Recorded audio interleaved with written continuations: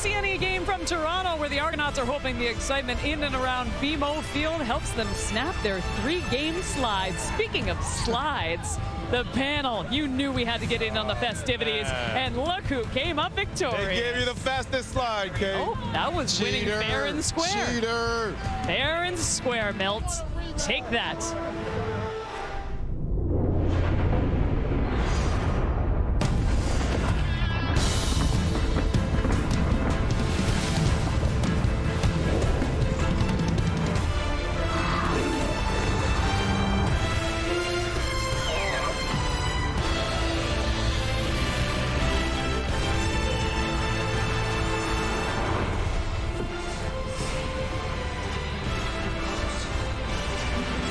Once again, for the Toronto Argonauts, it will be Nick Arbuckle under center. Unfortunately, 0-2 in his career against the BC Lions, but 4 straight games of 300-plus yards.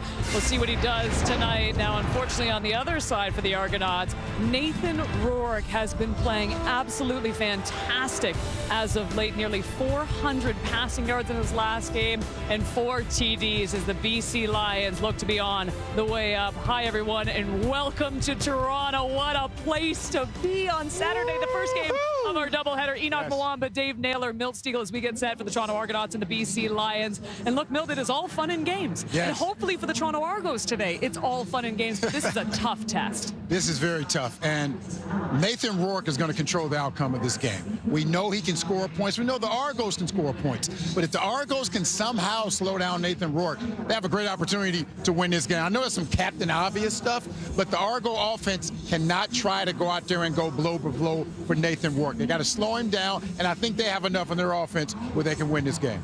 You know, we always say every CFL game, it seems it comes down to the final 3 minutes. Well, this one's going to come down to first down. The BC Lions on first down. They have the best first down yardage in the CFL. The Argos give up the most on first down. If the Lions roll on first down this afternoon, it could be a very long afternoon for the Toronto Argonauts. And they have to stop him. It's almost impossible to stop completely Nathan Rourke. The way that the magnitude and the amount of things that he can do, whether it's running the ball and throwing the ball and dissecting defenses, he does a great job. One of the things they're going to have to do is stop this man right here, James Butler.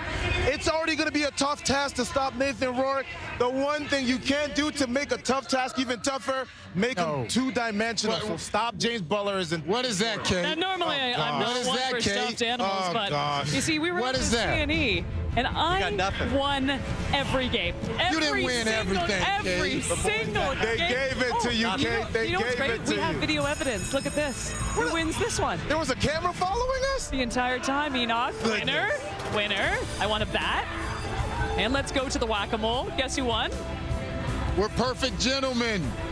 I had so many, I couldn't even bring them back. I wanted to go to the replay center on whack-a-mole.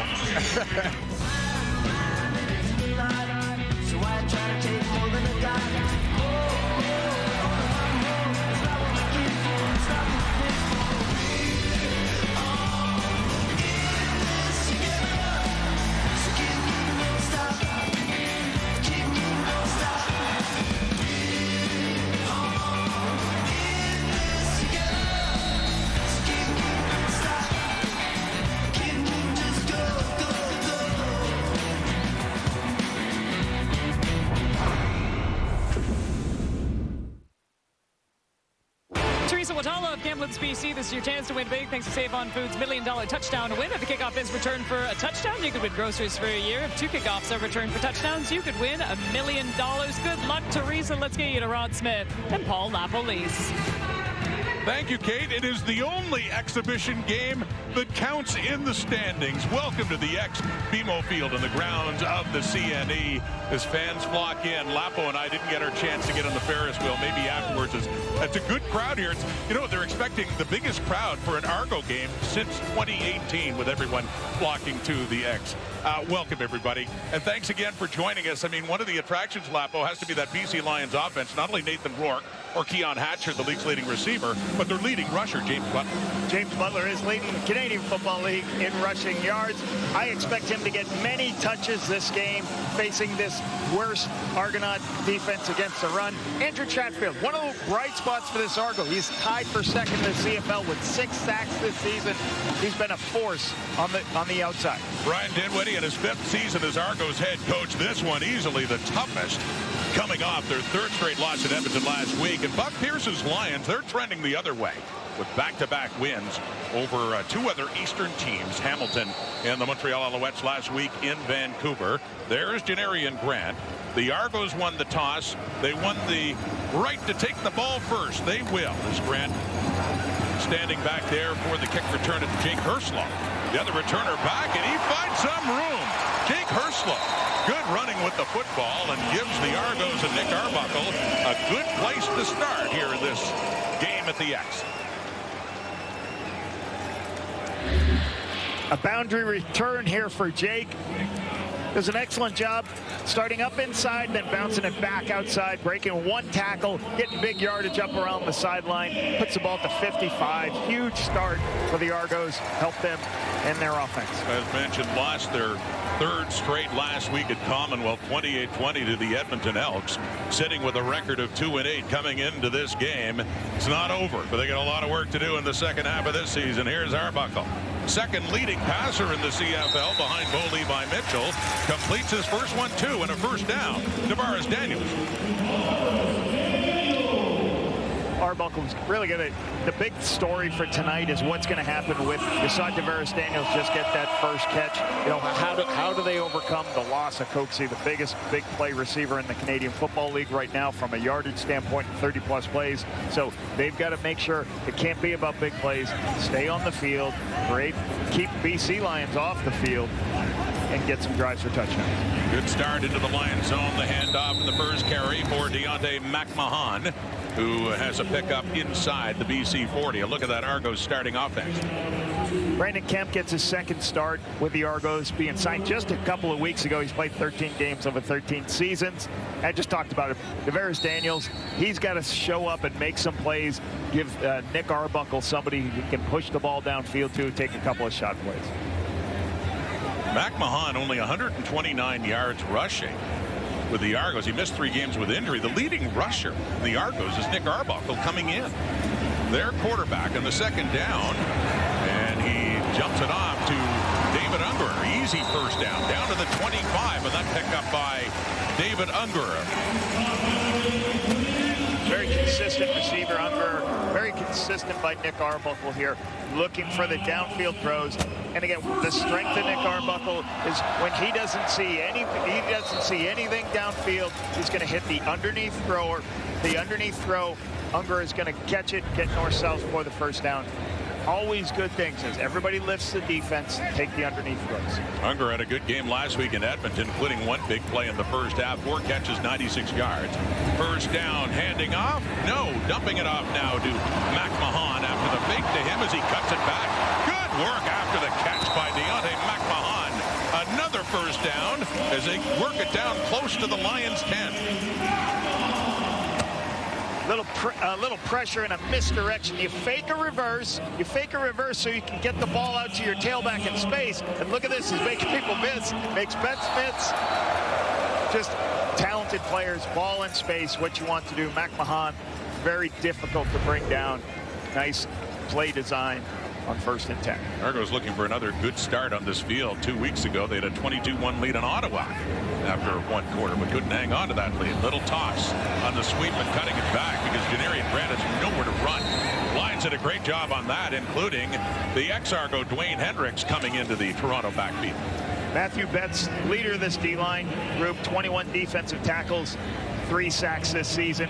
And how about this guy? His 4th time with this football club, first in the CFL tackles and defensive plays. Micah Awe and Gary Peters leads a consistent defensive back group as this unit has started 10 games all season. They have not had a guy miss the game out of this unit in the defensive backfield. Lost yardage for the Argos and Janarian Grant, pushing them back outside the Lions 15.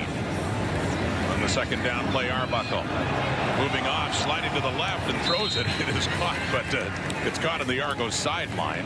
So nothing there, and the field goal unit will come on. A little bit of pressure on the inside, forces Nick to scramble. Good coverage in the back end by the BC Lions, and Nick throws it away, ensure the right to kick the field goal. Lirim Hajrullahu, 21 of 23 on the season. Last week, 3 for 3 in Edmonton. And this one, a short attempt from about the 23-yard line to be put down by John Haggerty and be snapped, by the way, by Simon Chavez, his third CFL team this season. Just being signed recently, picked up from Hamilton, and Hajrullahu puts that one through. So opening possession of this game, opening points too for the Argos. Nathan Rourke looking very reminiscent to his breakout year in 2022 with the numbers he's putting up. He gets the ball coming up on the CFL on TSN at the X. Last week in Vancouver, the Lions beat the Montreal Alouettes, and Nathan Rourke flirted with another 400-yard passing day against the Owls. 4 touchdowns, and his ability to get the ball to his hand quickly is what I'm amazed at. You have quarterbacks that look for the ball downfield. You see a bunch of deep shot plays, but his processing speed, and what I mean, how quickly he gets through his reads and finds receivers is, I think, the biggest strength that he has. And he has no problem throwing check down until he sees the deeper shots downfield. Very impressive to watch on film. First play for Nathan Rourke with an empty backfield. 4 receivers out to the right. Looks over the middle, deep, it's caught. Oh, and a beautiful catch, too, by the leading receiver in the Canadian Football League, Keon Hatcher. Just one play, already down to the Argonaut 40.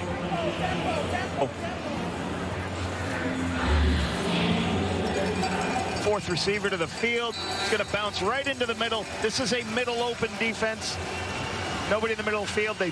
BC Lions put a guy right in the middle. Makes it easy for him. Now they go tempo rod right here. So they ran up, went tempo, and ran a play. Yeah, I got right back to Hatcher there. Back-to-back plays for him as another first down. So 2 quick strikes. Rourke to Hatcher, and the Lions mean business are down inside the Argo 30 already, down to the 28. Good vision by Nathan Rourke on the first play. Toronto played what you call a middle open defensive split safeties, and the BC Lions put a guy right down the middle of the field. Hit the ball right down to the middle. Rourke, who was a high school star growing up in nearby Oakville, Ontario, at Holy Trinity, about 40 minutes away from this stadium. Taking the handoff to Butler, throwing again, first incompletion, as he attempted to get that one to Justin McInnes. Incomplete, second down coming up. BC Lions offensively, you take a look at this offensive line. You know, all games this year, I've not seen a team start 4 American offensive linemen. There's Il Manning in his 4th start. So that's a good unit here. All right, Keon Hatcher last week was a force, career high 11 catches, 156 yards, 2 TDs, and he leads the CFL in almost every receiving category. With his 2 catches in this game, he's gone over 900 yards receiving, leading the way in the Canadian Football League. Second down and 10. Rourke, pressure coming, gets rid of it, nearly picked off, and it's caught instead. Aiden Eberhardt, how alert is that when it went off the fingertips of an Argo defender instead? He comes in, he takes the ball, gets it down to the 10. Looks like a 1st and goal coming up here for the Lions. Pressure from the inside. You want to try to handle that inside. Nathan sees it, gets the ball out of his hands as quickly as he can. They run tempo, faking the handoff inside the 5. Touchdown, BC. Javon Catoy. Right after that play by Eberhardt, the Lions get up over the ball. They ran that play, and in just a handful of plays, they worked their way down the field into the end zone to take the lead. Tempo play, try to go fast, send a receiver on a BTL behind the line of scrimmage play, so it looks like a run play, but he has options to pull it. He pulls it immediately, beats the pressure on the outside. Touchdown to Catoy. Catoy, yeah, his 4th TD of the season, Javon Catoy. And that's the 17th touchdown pass for Nathan Rourke. A couple of tempo plays that first drive, Rob. What an impressive start for Rourke and the Lions. Rourke went 4 for 5, 70 yards. And into the end zone right there. Rourke to Katoy. 7-3 BC.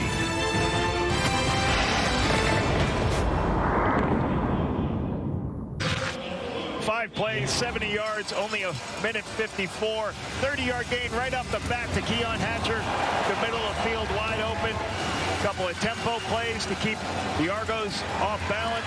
Another one outside to Hatcher. And this is an amazing one. Almost an interception.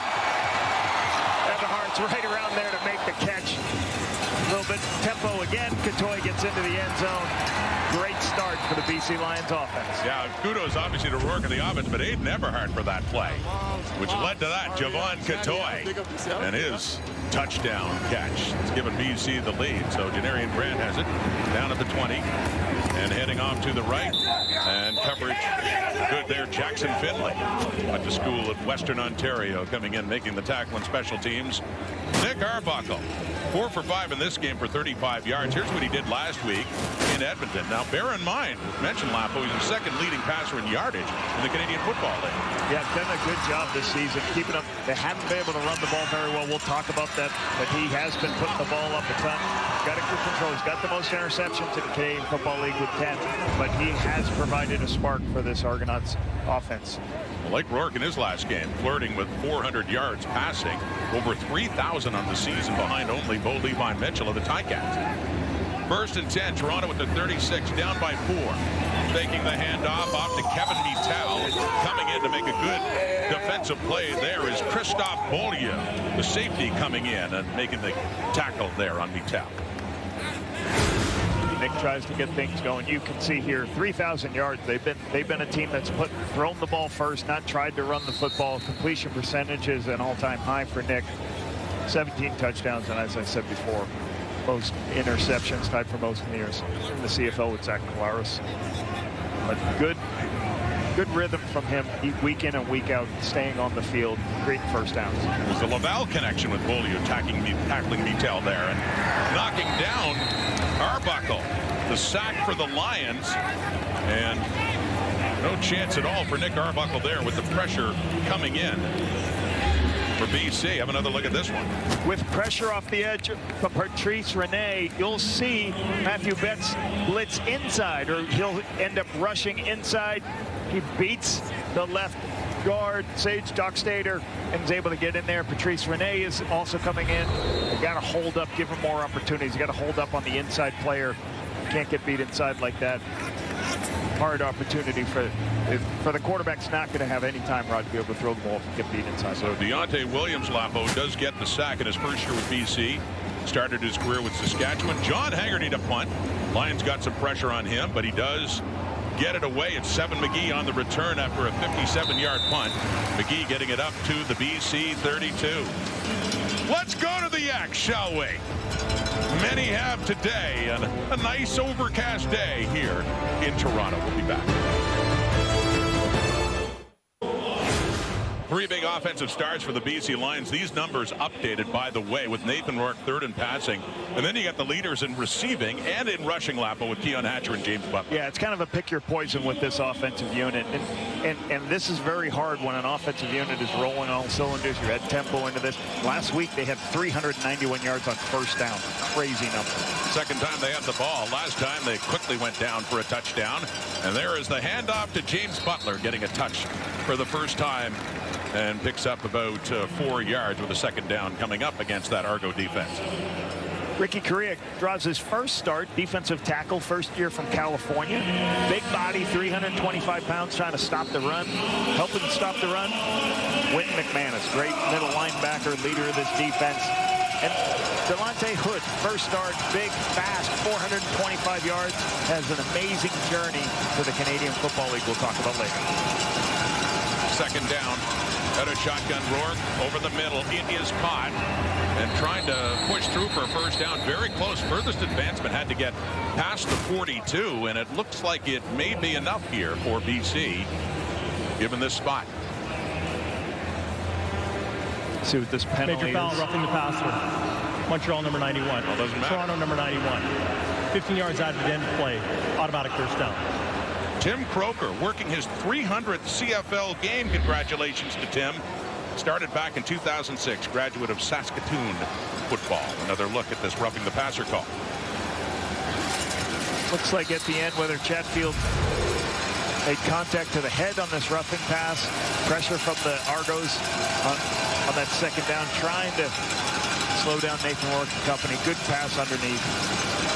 McInnes falls forward for the first one. So net gain of 23 yards. Rourke again, completing again. Stanley Berryhill gets in on the act and quickly again. BC just working methodically down the field inside the Argo 25 already. A 28-yard pickup.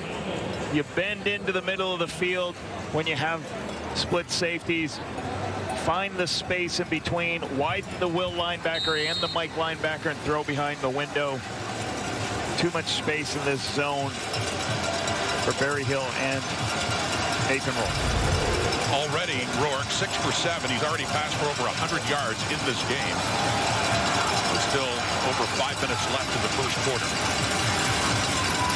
Deep in the Argo zone, gets rid of it again before he is taken down, and that is Eberhard, who had just that amazing catch off the deflection.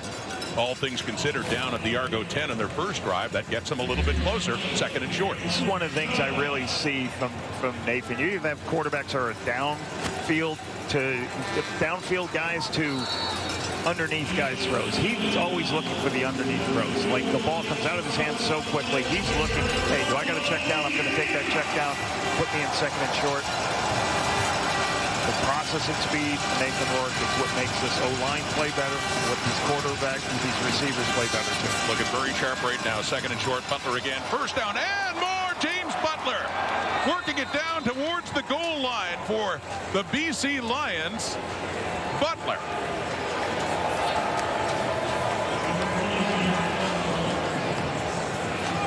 And a touchdown, BC. They are working quickly, putting the Argos in an early hole.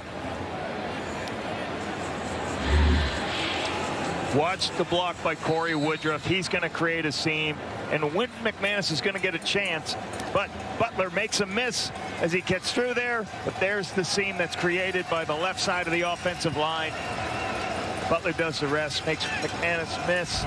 Another quick, fast-hitting drive, Rod, for this BC Lions offense. Another point after Rashawn White. As you saw Butler going into the end zone, a great job of staying up. Looked like he might have been going down right at the goal line, but knee didn't touch before he got into the Argo end zone. Butler does it again.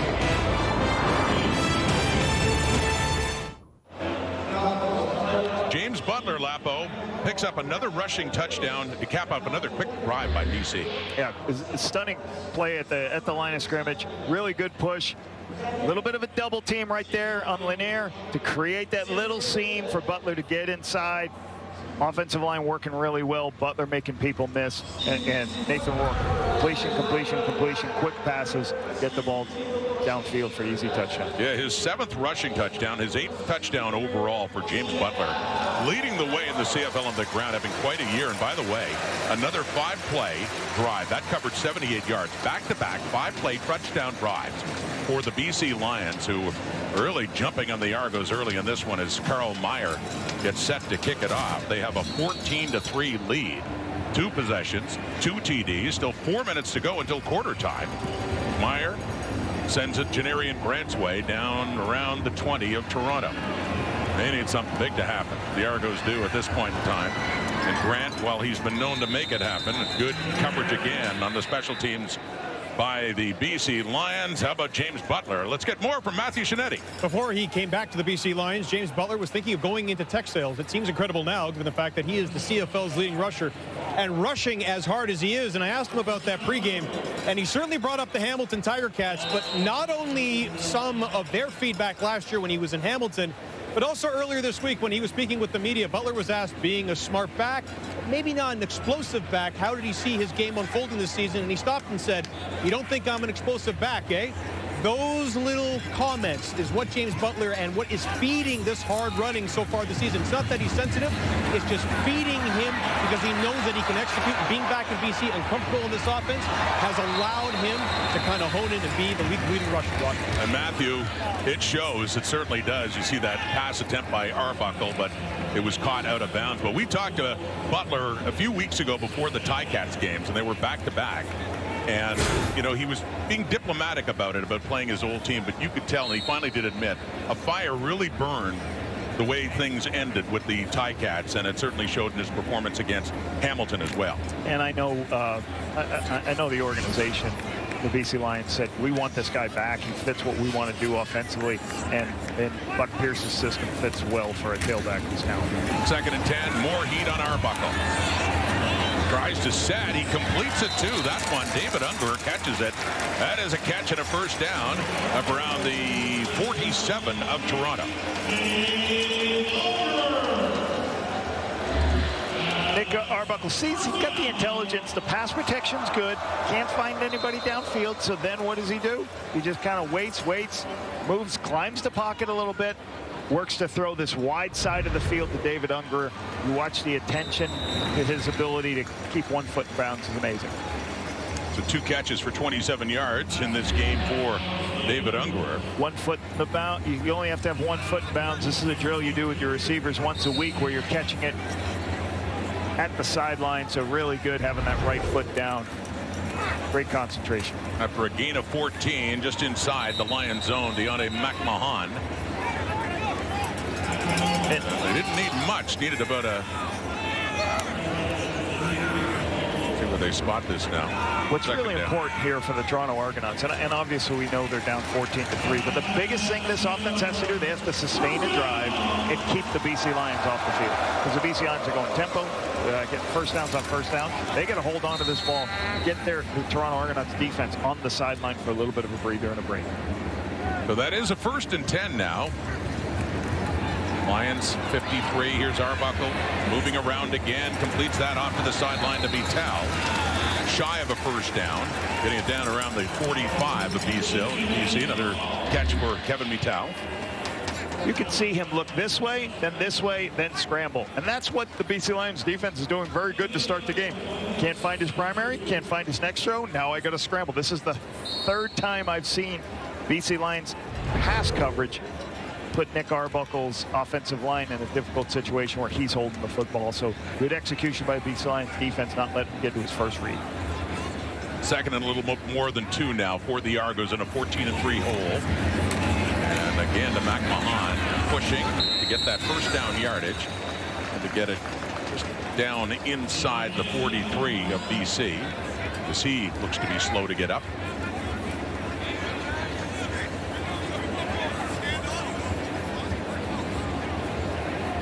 McMahon just runs into the at all 5'8", 185 yards. Pounds. He ran right into the defensive lineman trying to get that extra yardage. He hurt his shoulder as he did that.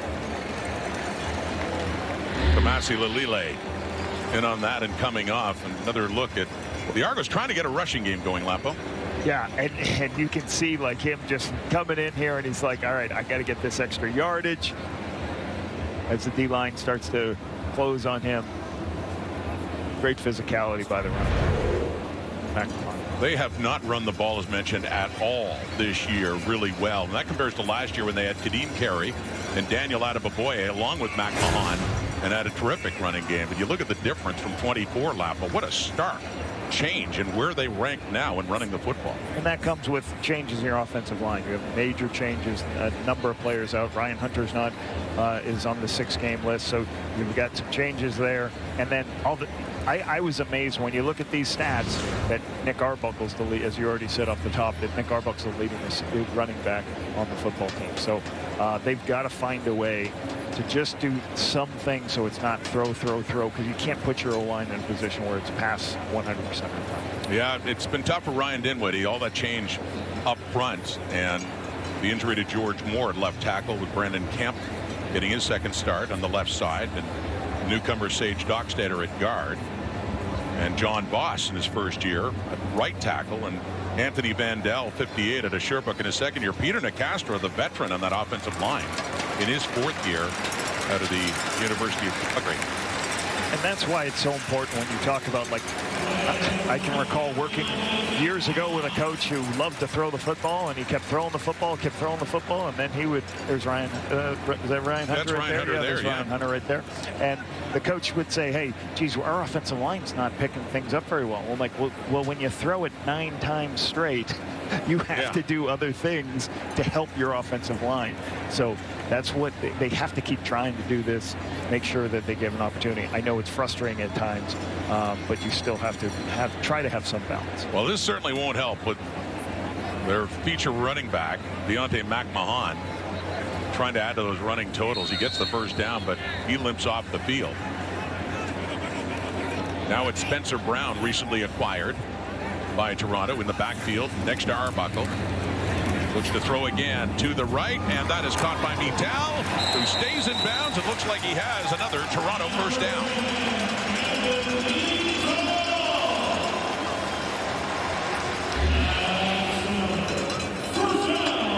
As Nick looks over here, he's going to see a high-low and go one on one side, one on the other. Patrice Rene stays inside. He throws the outside route. Easy completion on the outside. Down to the Lions 32. Argos need some points. They open with a field goal. There's the toss inside. Sweeping to the right is Mittal. And another good carry by Mittal after getting the ball in his hands. And a little chest pass from Arbuckle. He takes it in for another first down inside the BC 20. Here's a chest pass. This is basically a glorified toss play. The tailback becomes an extra blocker. You get a good kick out. This is run game. This is the stuff you keep the ball out of the quarterback's hands quickly, and they can try to find creative ways to run the football. Excellent by the Toronto Argonauts offense. Down just inside the 19. The Argos open this game with a drive for a field goal, but it's been all Lions since. 2 possessions, 2 drives for touchdowns. Here comes Toronto, handing off to Spencer Brown left, looking for an opening, but he can't get much. Not at all there. Patrice Rene involved in the tackle, and so too is Matthew Betts. In the first quarter, essentially dominated by the BC Lions offense, marching down the field. As mentioned, one of the attractions today of many at the X, the CNE. 1 quarter belongs to BC, leading it 14-3 into the first 15. 14-3 BC through 1 quarter here at the X, and the Lions really impressive on those 2 possessions. Hey, some of the stats, they're closer really than it's kind of misleading given what BC's been able to do. Yeah, Butler's averaging 10 yards a carry. Nathan Rourke's got 1 incompletion. So, yeah, you can have one of those. These are Tiny Toms. Tiny Toms. Right, we're at the X, feature here right? at the X. So go ahead. Sorry. What has to happen here? There he is, Tiny Tom Donuts. We love it. Defensively, they've had a couple opportunities. They almost got an interception. Eberhardt was there to take that ball away. They're going to have to do something to slow them down, whether it be pressure or other things. This is a good drive by this Toronto offense. They're going to finish with some points here. They've allowed Toronto's defensive players a break on the sideline, but the BC Lions will continue to come after them. So good drive here by the Argonauts. 10th play of the drive coming up here now. Nick Arbuckle. They get pressure. Knocked away, nearly intercepted too. It's Jackson Finley, the safety, coming in and knocking that one down to set up a 3rd down and field goal unit coming on here for the Argonauts. Man coverage by the defense of the BC Lions across the board. 2 deep, 2 players deep. Watch Finlay, the 1st-round draft pick, getting an opportunity, making plays in some of their extra packages where they have extra DBs in the field. Really good man coverage across the board. Nick couldn't find anybody in the field, flipped his hips. Jackson Finlay undercuts the throw. Haggerty to put it down at the 25. Hiralau 1 for 1 on the afternoon. 3 more on the board for the Argos, who are currently trailing 14-6 and trading field goals for the touchdowns of BC. As Nathan Rourke comes on again.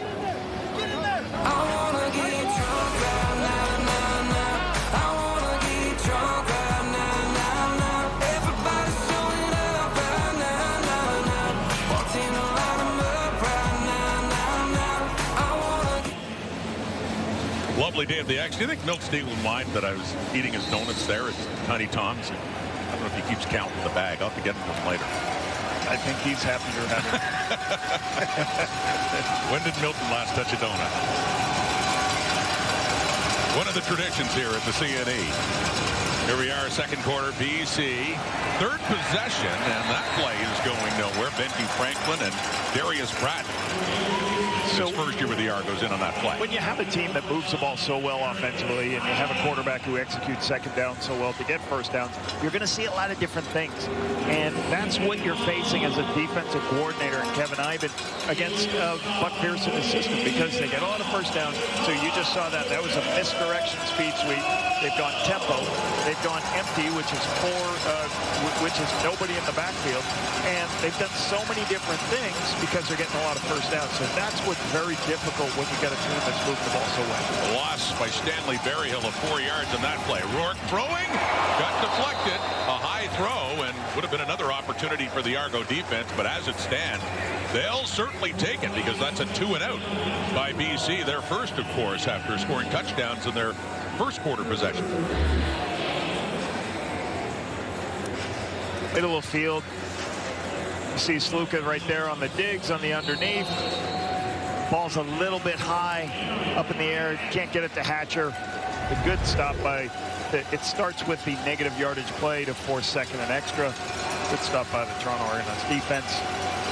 Creating a negative yardage play on first down. Carl Meyer to punt it away for the first time with Janarian Grant back. And a good punt chases him back down to the 12. Coverage is there too after a 62-yard punt. Great work by Jackson Finley on special teams again. He slowed him up and then got another chance at him. And he takes Janarian Grant down. BMO Field at the X, the CNE. Nice caricature. Nice. Don't miss an unprecedented all-access look at one of the NFL's top teams. Hard Knocks Training Camp with the Buffalo Bills. An HBO original docuseries is now streaming only on Crave. And hey, I like the Bills, I do, but I can't read with the kind of emotion Marshall Ferguson did last night. I said, yeah, when I did the game last night, I said, oh, you're a little biased there, Marshall. Not hiding his love for the Buffalo Bills. Very popular team in Southern Ontario as well. Argo football added 3 the last time they had it. And that's Spencer Brown, the leading running back in the history of the University of Alabama Birmingham, and getting his chance now with the Argos with the injury to Deontay McMahon. Micah Awe, CFL's leading tackler, in on that play. You can see multiple personalities. Mike Awe makes that tackle. He's coming off the field now. So they're doing multiple packages in the back end. Defense coordinator Mike Benavides, so they can put a lot more defensive backs on the field. That's why you saw Jackson Finley on the field on the last play, but run stoppage on 1st and 10 again. Nothing there. 2nd and 10. Here's Arbuckle throwing off to the left. That is caught past midfield and a first down. That's Dejon Brissett with the catch. And with some good coverage there, Deontay Williams is the one to take him down. Deontay Williams was in position to make the play. Brissett just out-jumps him for the football. High points it, sees it into his hands. Argos going tempo. Gain of 43. Here comes Toronto now in the Lion zone, completing that one as well. It's Brissett again. Back-to-back catches for him, and looks like another first down for Toronto. Quick throw on the outside on a little what you call speed outcut. You just got to read the corner on the outside. If he lifts, you throw it outside. Brissett takes it upfield for another first down on first down. Another no-huddle play, so the Argos are trying to change up their timing and their speed. Taking a page out of the Lions book here, the way they looked in the first quarter. Working fast. Arbuckle completes that one too. Bouncing off and tackles Mittal. Great work, Kevin Mittal. And a second effort that gets another first down, approaching the BC 20. Strength of Mittal. You've seen Mittal already in this game get a speed sweep. The beauty of him at the number 3 receiver right here, his strength and his ability, his balance to break tackles. Making the handoff, rolling to the right, and incomplete. intended there for Unger, the closest one to it. So 2nd down and 10 coming up at the BC 25. Not sure if this is a mistake or not, because the end blocks out and then Nick pulls the football. Normally the end would be blocking down and inside, and you read that, but as he pulls it, he's got nowhere to go because the end would block out right onto the end and put him in a difficult position. Argos trailing by 8, but in scoring position now, down to the 25 of BC. 2nd quarter, 2nd down now. Got a shotgun and looking and completing another to Mital, who turns around. More good effort, trying to get to the 1st down mark, and he gets awfully close again, close to the Lions 15.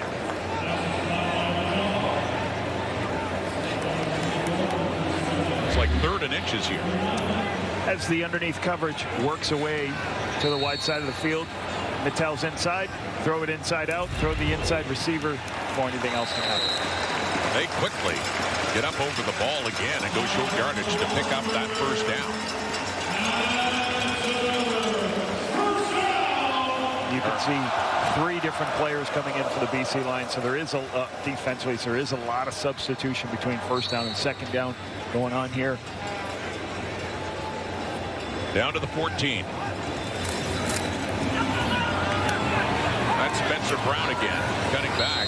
Last one was going nowhere. He might have picked up a yard there as he cut it back, but good work against the run. Patrice Rene, the nickel linebacker, in on that tackle. And this is what's going to frustrate you as an offensive coordinator, or myself as an offensive coordinator. You have good numbers to block people, but you don't get a hat on a hat. You have extra people coming in, and now you're sitting once again at 2nd and 10. So you do talk about being balanced, make sure you run the football, but if you spend the entire game in 2nd and 8, 9, 10 plus, you're going to have to start throwing the football. Gain of 2, 2nd and 8. Arbuckle to the right, incomplete. Unger wants a flag, and he's got one. Patrice Rene was in on the coverage down around the 5, and the flag gets thrown for interference.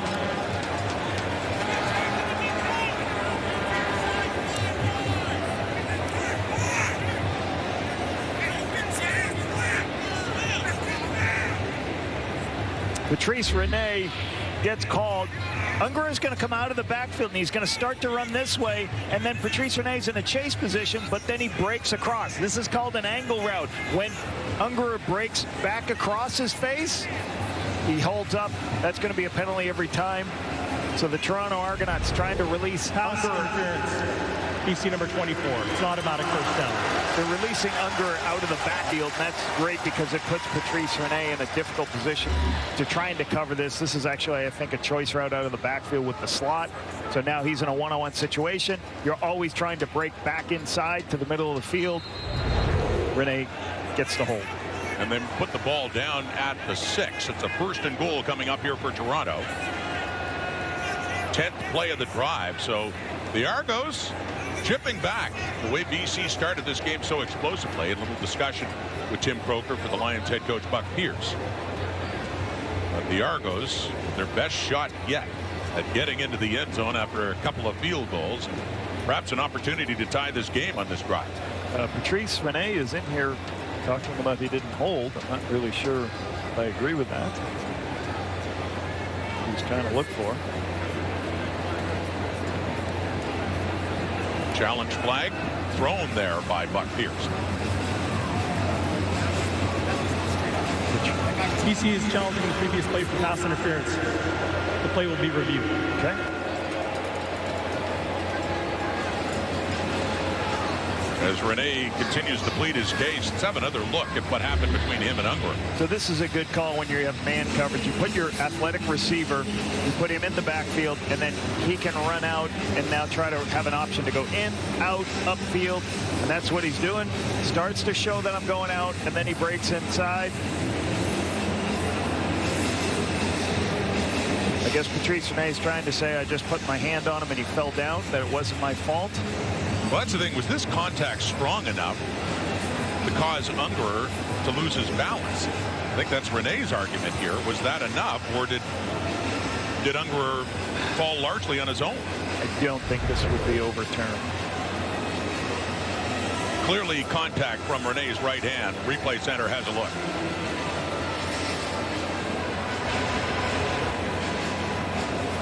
Stands. BC, by challenging it and losing his challenge, has lost the timeout. Second down. So the Lions do lose the challenge. First down. First down. And it is a first and goal. BC losing the timeout. And Toronto has a first and goal at the Lions 6. The tree should have stayed in the huddle. Keep him away from the coaches. Keep away. Take the penalty. Live to play another down. To no avail. So here comes Toronto. 6-yard line. Empty backfield. Arbuckle quickly off to the right. Caught by Mital, who's hit immediately there by Robert Carter Jr. Gets it down just inside the 4, and a second and goal coming up. Argo's trying to get a pick play into the boundary, but the defense for the Red Blacks recognize it and pass it off. And what does that mean? The outside player switches, so he's in better position. And you can see that happen on Robert Carter there. Recognize I'm not going to get picked. They find a way to pass all those routes off. Carter, nice stop. Spotting it closer, just outside the 2-yard line. A second and goal Toronto. 8 points down. Looking to throw again or take off and score. Touchdown, Nick Arbuckle. Looked for a moment like he was looking to pass. Saw an opening and he took it. And the Argos are 2 points away from tying this game.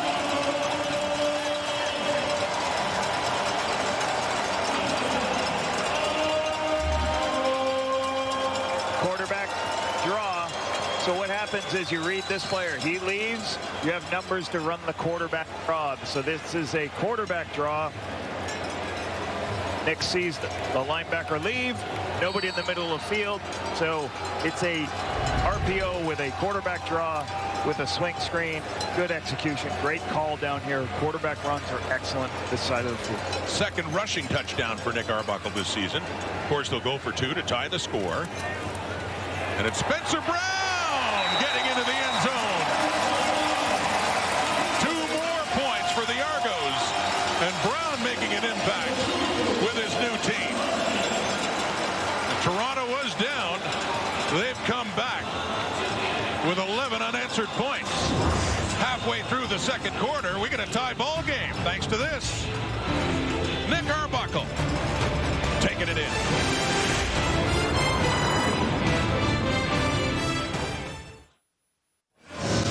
We got a tie game here at the X. 11-play, 91-yard drive. Bijan Brissett with this huge gain to start. With a little bit of underneath stuff. Kevin Mital making people miss too on some catches, breaking tackles. A couple no-huddle plays. Then a quarterback draw to seal it, get it in. Plus the 2-point gives us a 14-14 game. Great response by the Toronto Argonauts. We talked about this, Rod.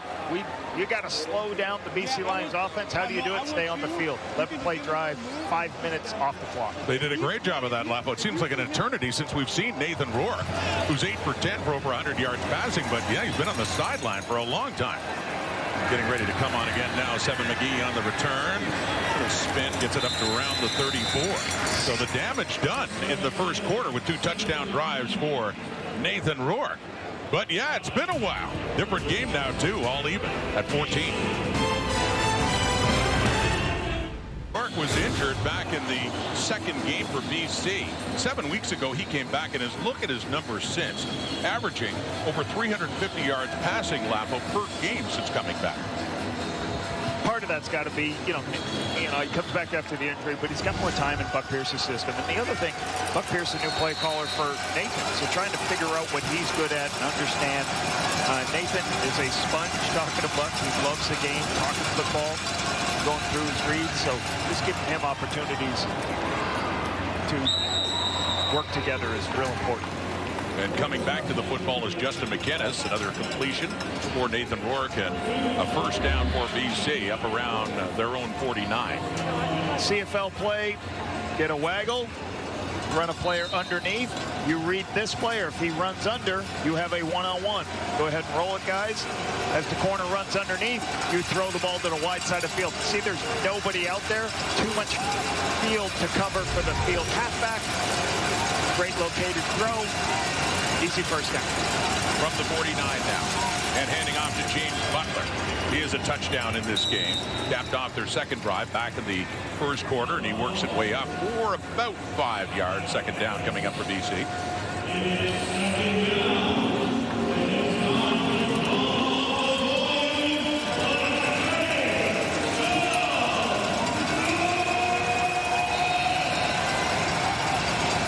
Crowd I've heard in a while here, Rod. This is a good crowd today for the X. Well, the Argos said they were expecting their biggest crowd since 2018. That's a great idea to mix it in with the X. I believe people buying tickets, getting a free pass in to the exhibition grounds here, enjoy their day afterward. Here's Rourke. Flags out as he takes off. Up and running and inside the 40. A good run here for Nathan Rourke.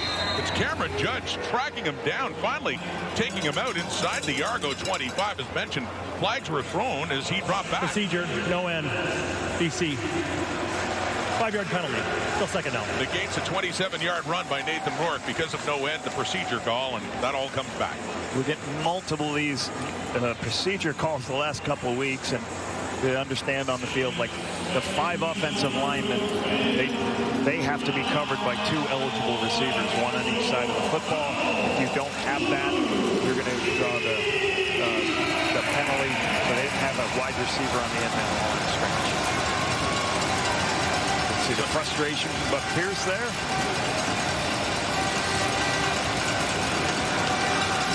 So back to the original line of scrimmage at their own 49 and a 2nd and 10. And that penalty quickly throwing, intercepted Argos. Benji Franklin has it. Can they catch him there? Franklin takes it into the end zone for a Toronto touchdown.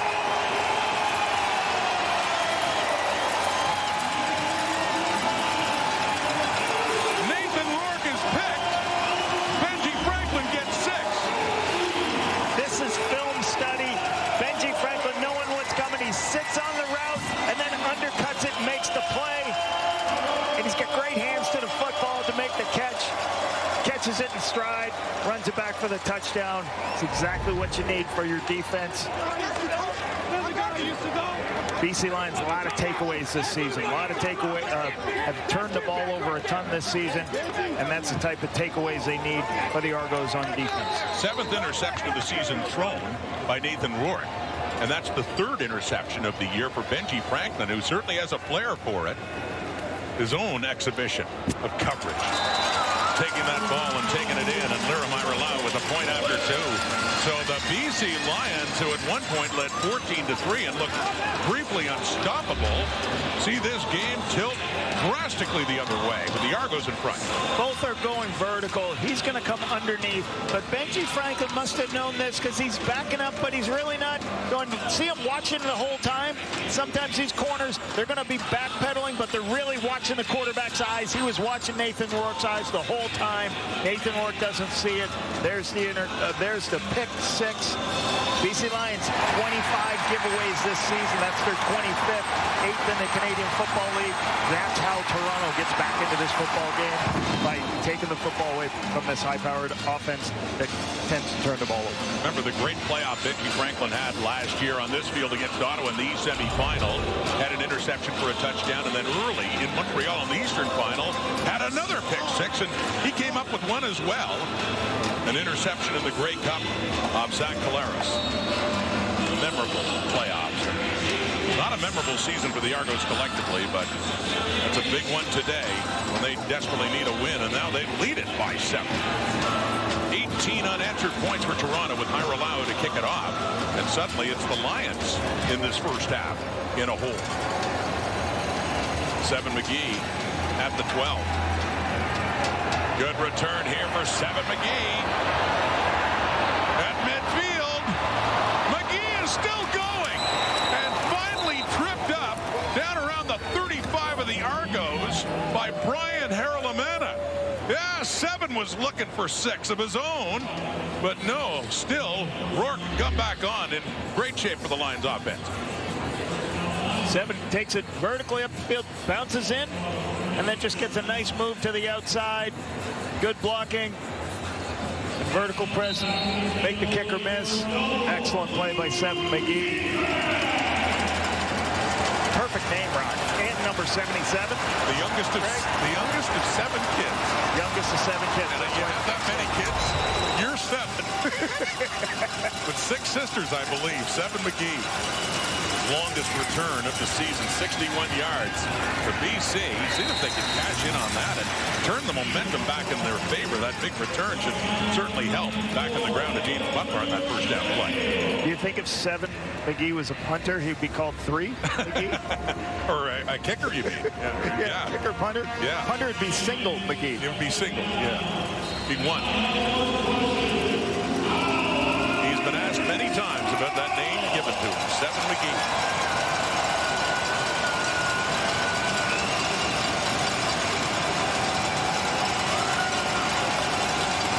Second and 9 after the 1-yard pickup by Butler.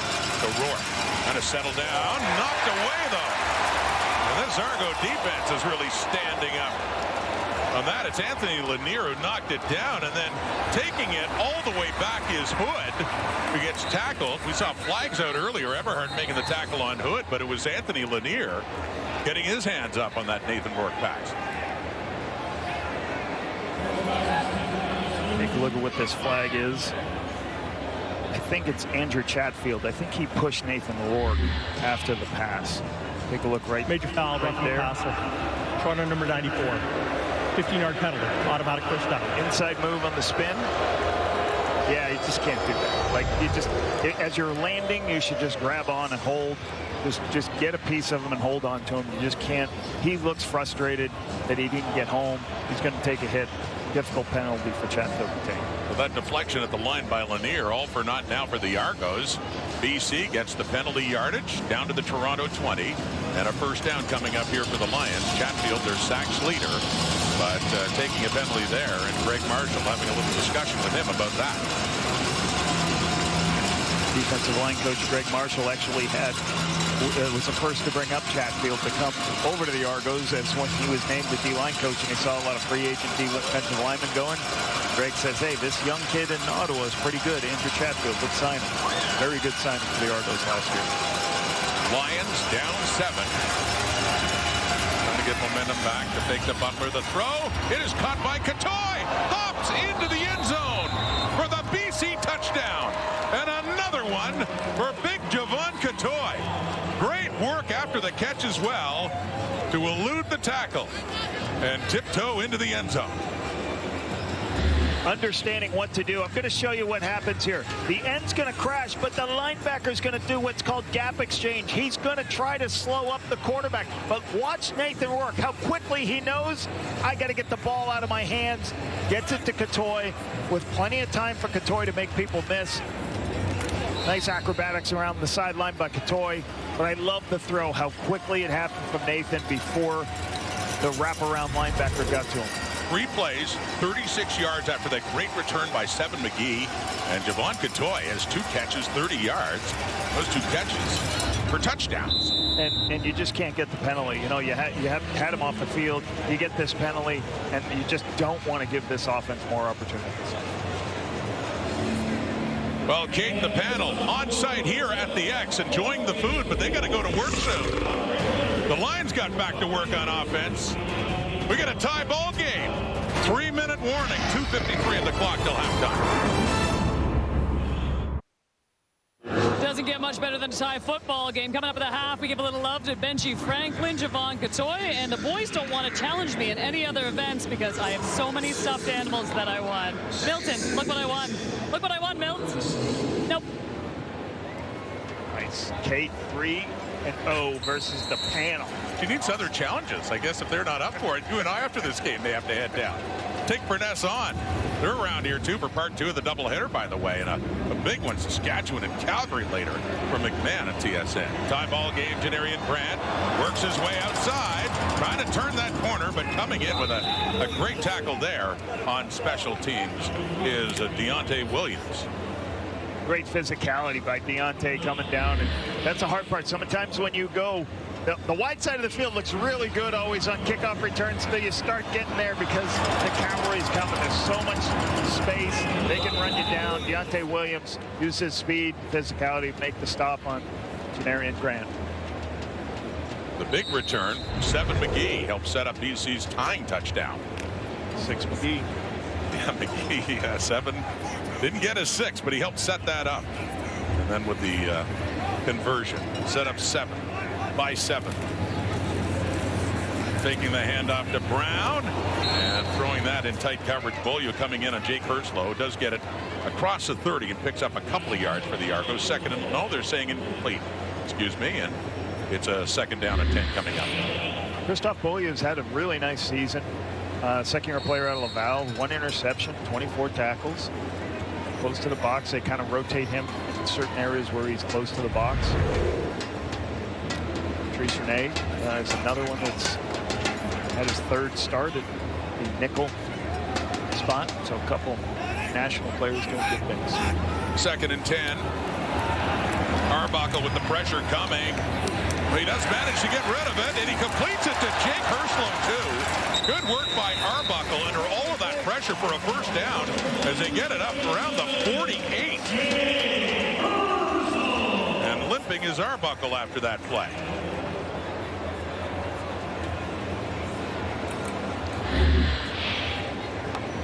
Hard count by the Argos. Deontay Williams is coming off the edge. Offside, of the BC number 9. Penalties decline as the gain is greater. First down. There's a twist that happens. That Nick, once he sees the free player on the twist, he's got to climb the pocket, hits Herslow the underneath. Every time I see Jake Herslow make a catch, he just looks like he's playing faster than other guys. So he's impressive to watch. We know he can hurdle. And we know he can jump over people, yes. Best hurdle of the season a few weeks ago against Ottawa on this field. Arbuckle, we saw him limping earlier, but in there to run this play and throw it quickly and complete it too. Just across midfield for the Argos. Dejan Brissett again.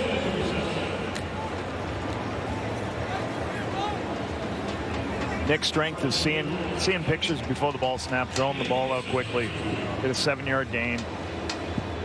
Go the uncontested hitch, what you call free access. If you got a hitch out there and there's nobody low, take the hitch all day. So a second and short from the 53. Running it is Spencer Brown. The run into the end zone for the 2-point conversion the last time the Argos had the ball, and that's enough for a first down.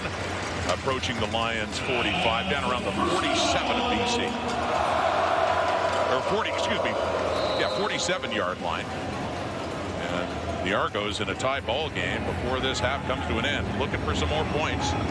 Caught inside the 40. That's David Unger. Very good rhythm here by Arbuckle here, understanding the one-on-one, takes the throw outside to David Unger.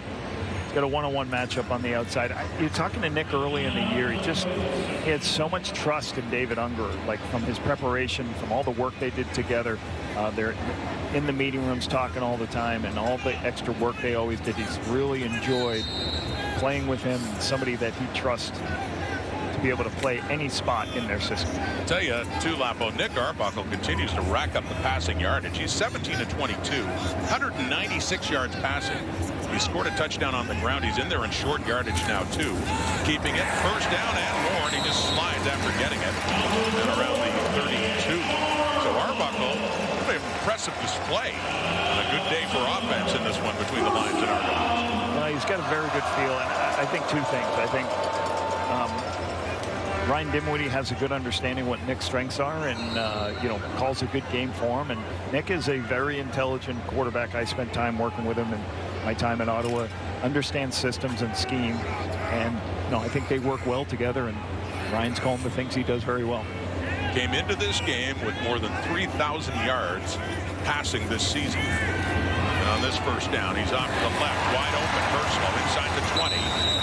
Tackled there at about the 18 by Ronald Kent Jr., but still the sticks move again. Another impressive drive here for the Argos. A couple blitzers off the backside. Before the blitzers can get there, Nick takes the field throw to Herslow on the outside.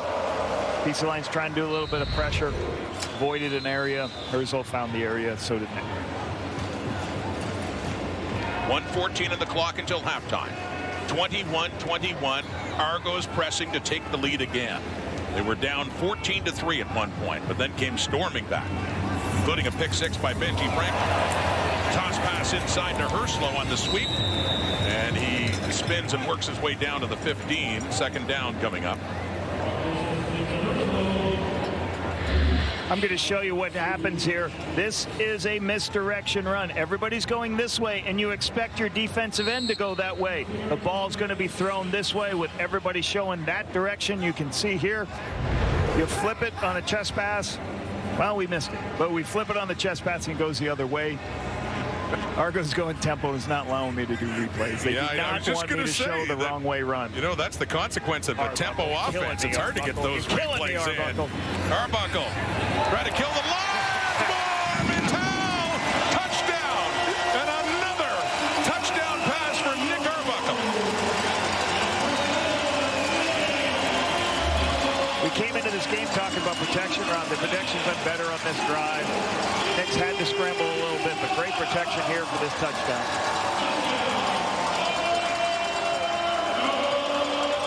First touchdown pass thrown for Arbuckle in this game, but that's his 18th on the season, and that has given Toronto the lead with halftime only a few seconds away.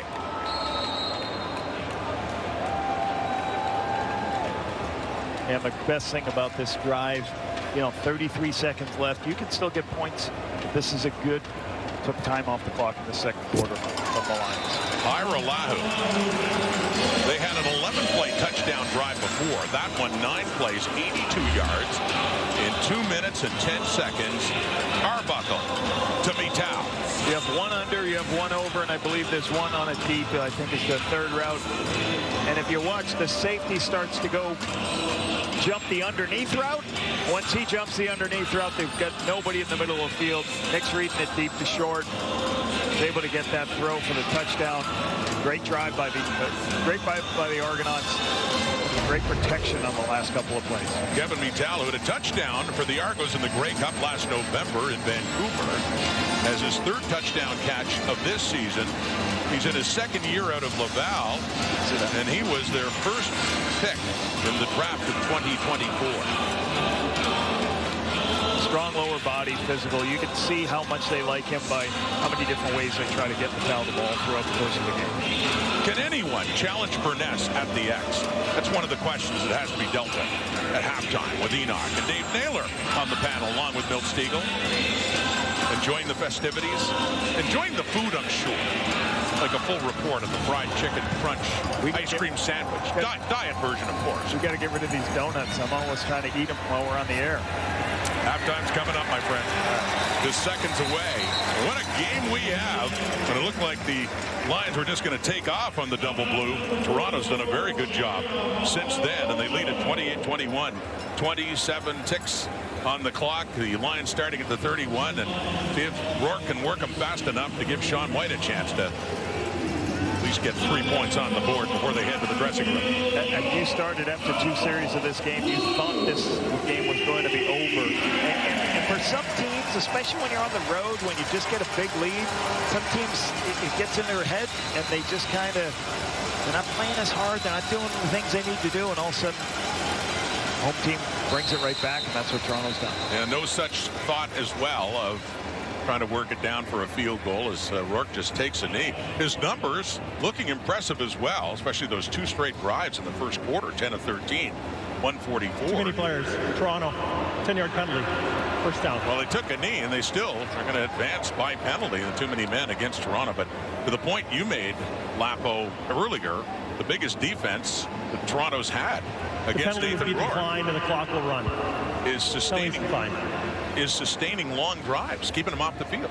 Yeah, and you saw in the last 2 plays, you saw one of the last plays that they huddled up, ran a play. You say, well, wait, it's the end of the game. Why are they going with it? Why aren't they no huddling? Because they want to take more time off the clock. So if they do score, they don't give the BC Lions high-powered offense one more opportunity. And you see that happening right here. The Argos have had possession over 18 minutes of the 30.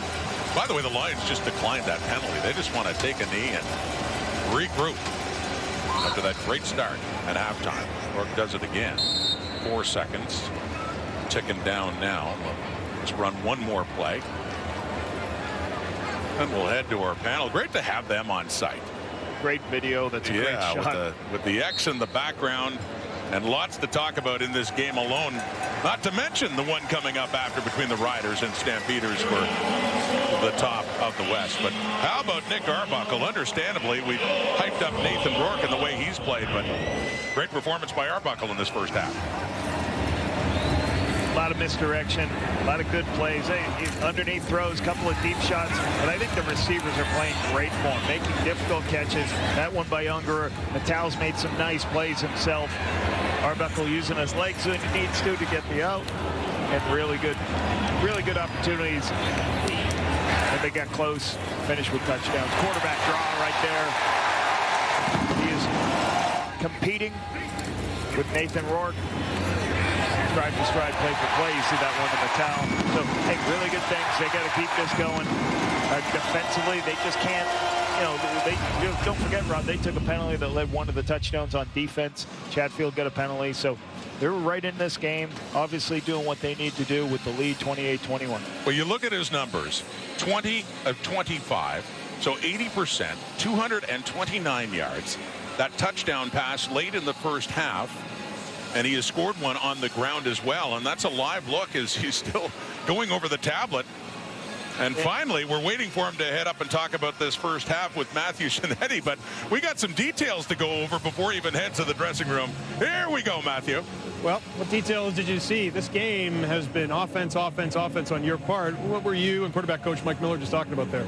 Just that last drive. Didn't get a chance to really talk too much about it coming off. So just looking, we've had so many long drives. It's hard to get through all the film and see all their looks and plays. So we've been having to go back on other drives just to see what we missed and didn't get a chance to talk about. But I imagine those long drives are key, especially knowing the explosive offense that you're facing on the other side. To keep them off the field also benefits you guys putting points on the board. Yeah, that's been a huge part of our plan to make sure we convert second downs. We can't have 2 and outs. Our bad drives have to be changing field position, getting our defense a rest, getting their offense off the field. Even if we don't score points, we need to move the ball. Appreciate this, Nick. Appreciate you guys.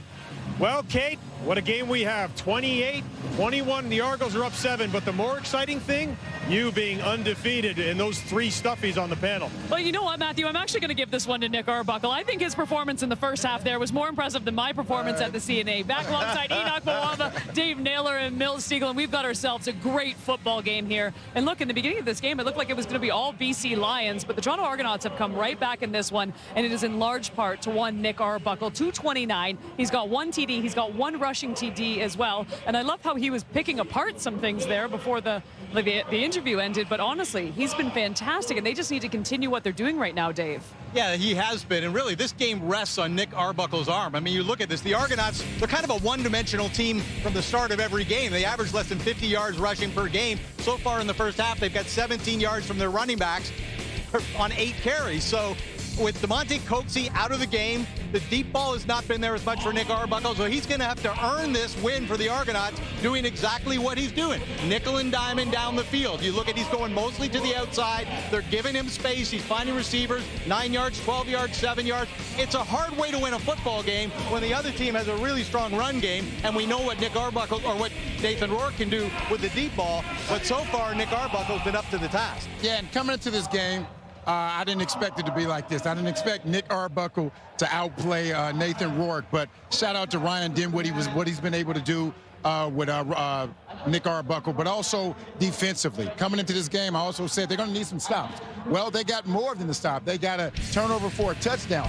and that goes a long way with helping your team win this game. This is their biggest crowd. There's a momentum swing. You saw the fans get into it, so shout out for Benjamin Franklin getting his 3rd interception of the year, and that's exactly what they need. Of course, they need to come out and have some more stops, because when you do that, you give more opportunities for your offense to get on the field and make some plays. So this team is in a good position right now. I don't think anyone outside their organization thought this team would be up by 7 points coming out of the halftime. So they have the momentum. It'll be interesting to see what they do when they come out in the second half. That's the best part of the CFL. I mean, we all sat here as the panel before, and I think we all agreed the way the BC Lions and Nathan Rourke had been playing that basically this could be a complete romp, and it's completely opposite right now. We just talked about Benji Franklin and the game-changing play that he had. When it comes to the BC Lions, though, too, I mean, you watch Nick Arbuckle run in and quarterback sneak for a touchdown, and you're like, no, this is not going to work. What do the Lions defense need to do in the second half, Enoch? Well, they need to play better up front, Kate. I'm looking for Coach Benavidez to come up in the second half. They're going to have to put a little bit more pressure on Nick Arbuckle. He's been a little bit comfortable. Dave, you talk about nickeling and diming. Well, you got to tighten up the defense. The DB's got to get a little closer, but there's got to be more pressure. You're talking about Betts. You're talking about Tehama. They got to be able to get to the quarterback and Nick Arbuckle. But also, you look at the whole first half, there's no defensive line sacks. The only sack came from Deontay Williams. It was the blitz from a halfback position. So I'm looking to see more of that coming into the second half. But they also have, to like your point, Milt, they have to get their hands on footballs because we often talk about Nathan Rourke making plays. The defense got to come through for them tonight. They certainly do. By the way, too, you mentioned the fans here. We got fans all around us right now, and they are loving it. And I'll tell you this is the largest regular season game for the Toronto Argonauts since 2018. So nice job, Argo fans. Nice job. We love being at BMO Field. And as mentioned, we got a heck of a football game. They still love Enoch. Enoch's going to cry, guys. That's why he has on those glasses, huh? I need a trophy to cry, Kate.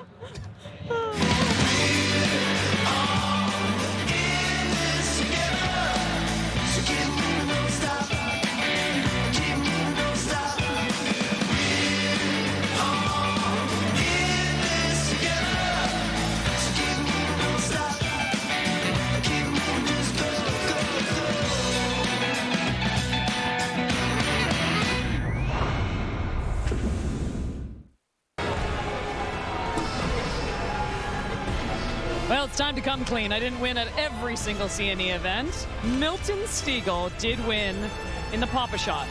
You did, even though it was rigged. Oh, it was rigged. It was completely rigged. It was rigged. Okay. Oh, Enoch is. I've seen Enoch shoot on these before, but look at Enoch can't shoot. The rims were. The rims Milton, were we go on the real hoop. The basketball. You're going down. The basketball was obviously bigger than the rim itself. All right, so it's a CNE, and you know that we had to try the food. Milton, did you order all of this? I heard you ordered. This is hot dog sushi here. I'm getting curls in with this right here. God. What do we got here? That is Enoch? heavy. Some fries. Enoch, what's in that soda?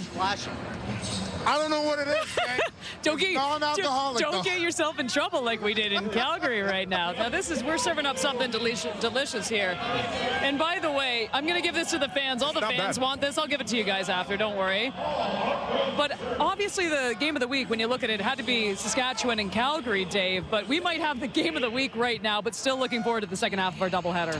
Yeah, I think we anticipate this as being not maybe just the game of the week, but maybe one of the games of the year. When you look at the strength on strength of this, with the Calgary Stampeders having the #1 defense in the CFL, the Saskatchewan Roughriders with the #1 offense, but they're both good on both sides of the ball. And you got to go back to July 12th. The only blemish on the Saskatchewan Roughriders record this season was losing at home to the Calgary Stampeders. Of course, Calgary has, I think, been the surprise team of the year. They want to show they're the #1 team in the West. I think this is a preview of a Western final, perhaps. Oh, no, you're absolutely right, Dave. It's going to be a showdown for sure. And you talk about the guys that are coming back. Damon Alford, first overall pick for Vernon Adams Jr. It's extremely important. He's got to get going. Clark Barnes had a big game the last time these two faced each other. Absolutely. Yeah. So how are you going to fare with Roland Milligan and Tavon Campbell in the bang? Trevor Harris and Vernon Adams Jr. That's who I'm looking at. These two MOP candidates. Going to have great games. It's going to be a high-scoring game. Looking forward to it. I'm watching the Moose. The Moose is on the loose. The Moose He's is on back, the loose. Baby. By the way, for the Riders, they are 8-1. The last time they were 8-1, you know what happened. Milt, I'm not eating that. That's a 2-foot-long hot dog. Gosh. Milt, I will. That's too big of a. You know what? Bring it back to Milt. I'm going to give him $200. Do it. Do it. Don't do it, Mel. Don't do it. Give it to someone. Give it to someone up there.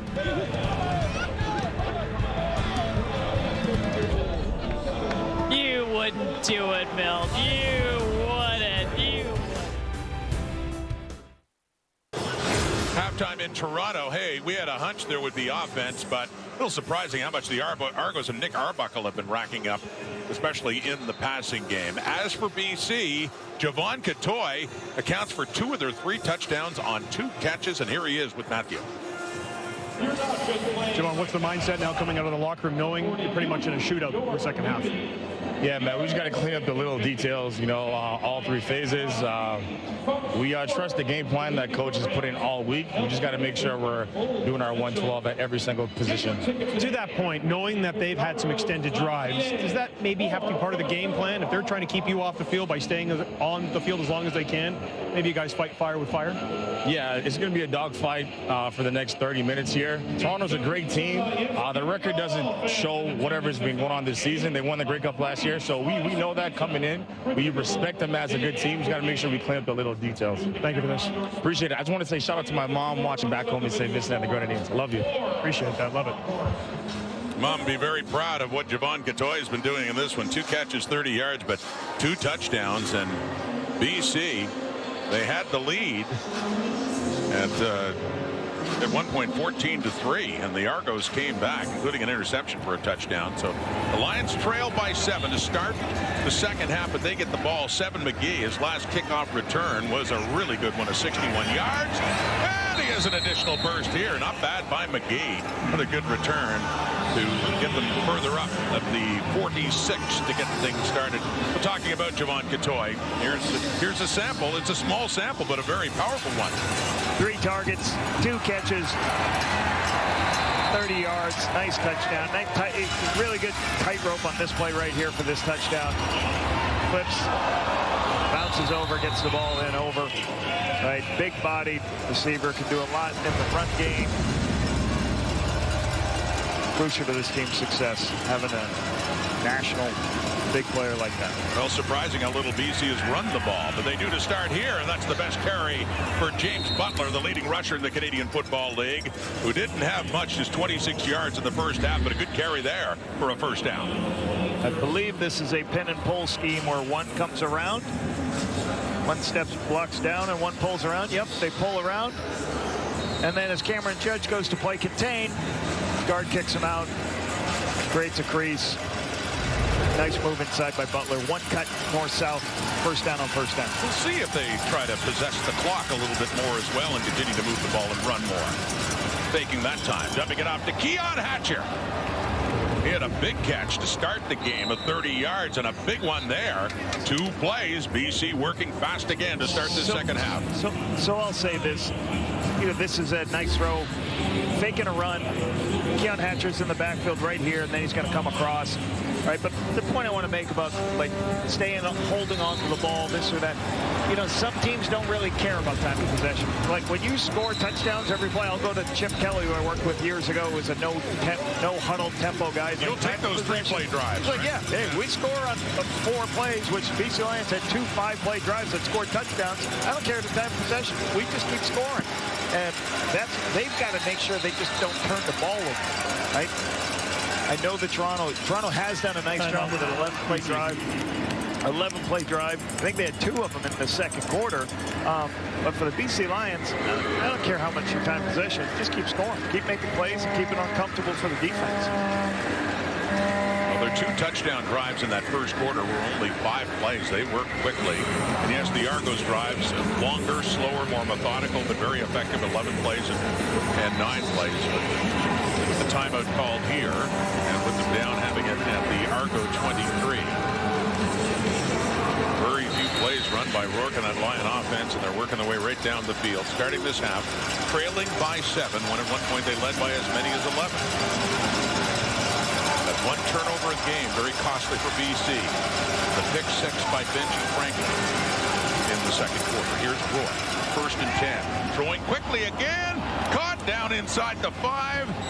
And look who it is again. Javon Catoy gets his 3rd catch. Not a touchdown that time, but awfully close inside the 5. 1st and goal coming up here for BC. Pass plays, linebackers expand. Catoy finds the zone in between the linebackers. That's Nathan's primary read. Sees it immediately, ball out of his hands. Nice game. Put the ball inside the 3-yard line. Javon Catoy. What a game for him on just 3 catches. Came in with just over 400. In his 6th season under the Langley Juniors. A local product, playing for the Lions and making a big contribution in this game. They are close to the end zone now, trying to get in with a chance to tie the game.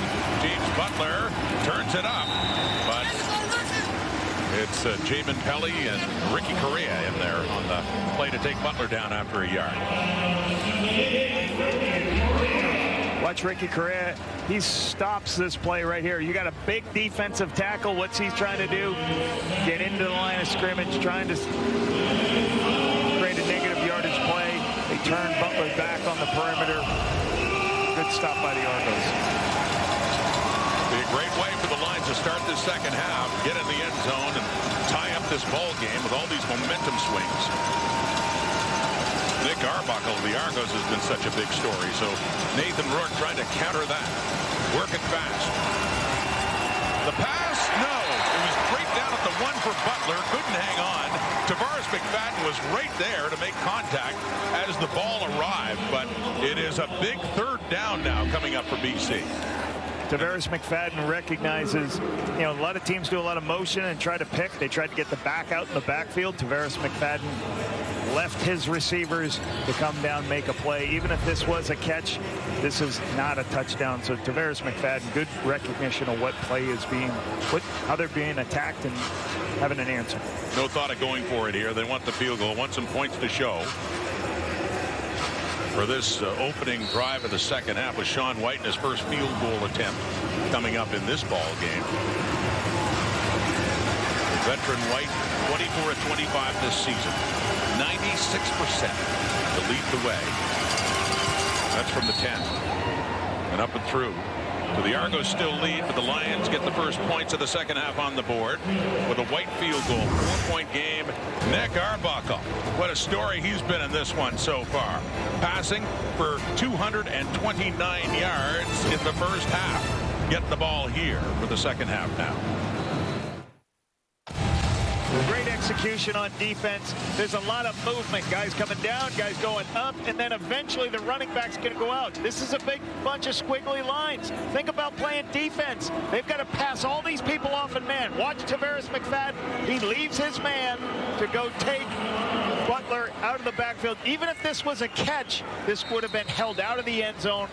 Heads-up play, Tavares McFadden, understanding what the team's trying to do today. So the Argos hold the Lions to a field goal on that impressive opening drive of the second half. Toronto still leading by 4. Here's Nick Arbuckle. Takes the handoff. He's throwing it deep. Caught. Brissett. And way down inside the 15. The ball came out after he was tackled. It's Argo football. And a huge first down in one play to get in scoring range all the way down to the 13 of BC and a 57-yard strike. Play action pass, pulling people, and then having a shot deep to the middle of the field. Just runs by with speed. Safety's caught looking in the backfield. Safety saw the pulling guard, saw the running back. Good fake. Beaulieu gets caught up in that. Carter's in a tough position because he's outside leverage, but great throw by Nick Arbuckle. And with that, 4 catches for 118 yards for Dejan Brissett. On the ground, Spencer Brown, who got into this game with the injury of Deontay McMahon, takes it inside the 10 on that first down play. Here come the Argos, still with a 4-point lead and threatening again. Very aggressive second half play, trying to take advantage. Get some of those shots downfield. Spencer Brown, nice run here for 3 yards on an outside zone play. Put the ball inside the 10. Mike Benavides and that Lions defense under a lot of heat right now, with the offense picking up the 24 points. But the Argos offense had something to say about this against BC's D. Here we go. Brown inside the 5. Had to get down to about the 4-yard line to get the first down, make it a 1st and goal. Looks like he's close to it. Very similar play that they ran earlier in the game. Nick's going to take the throw on the outside as everybody trying to get the outflank, but once again, no different. BC Lions, wide side, halfbacks and corners recognize it, rally up and make the tackle. Ready to see if this is a first or not. They're going to come out and measure. So scoring touchdowns has not been easy for the Toronto Argonauts in this area of the field. 8th in the CFL. They've only converted 57%, which is Yeah, would put them at 8th in the Canadian Football League.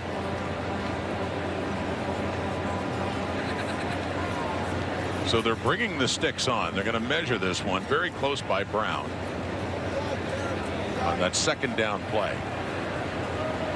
First down or not, I expect them. They're going to go for it. They got it. They got it. It's a first and goal, Argos. Answering right back after that field goal drive by BC. And they will have a first and goal from the Lions 3 to add to their lead. Spencer Brown in just his second game as an Argonaut. Recently acquired. And taking on a bigger role now because of injury. At the University of Alabama, Birmingham. 6 carries, 13 yards. Did have a 2-point conversion as well in the first half. Gets the ball. 3-2-1. Touchdown, Argos.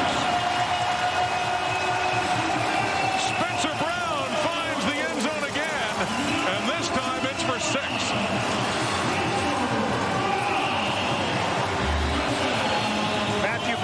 Misses the tackle on the outside zone play. Watch Spencer Brown. Matthew Betts makes an inside move. And if you're going to make an inside move, that you know the tailback will go outside. Doesn't make the tackle, so when you gamble going inside, you lose contain. Brown makes him pay. And this time, the Argos talk about those long drives. Have a short one. 4 plays, 70 yards in 2.5 minutes. And just as the Lions are trying to get some momentum back in this game, there go the Argos. The point after from Lirim Hairolau. And already early in the second half, not even halfway through the third quarter, 35 points on the board for Toronto. 293 yards passing for Nick Arwood. Making life difficult now for Nathan Rourke. Right here. Hand's going to come up as Nathan's trying to hit Justin McInnes. Oh, it wasn't a D tackle. Like I think Chatfield made that play. Trying to hit McInnes in the middle of the field.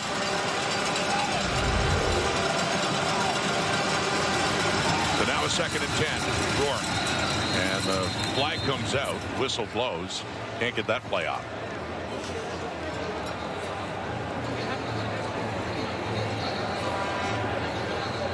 Time count violation.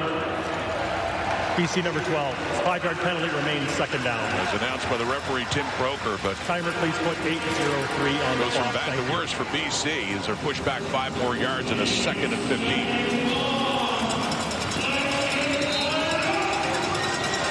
Obviously last week in the win against Montreal, BC had 12 penalties, 137 yards.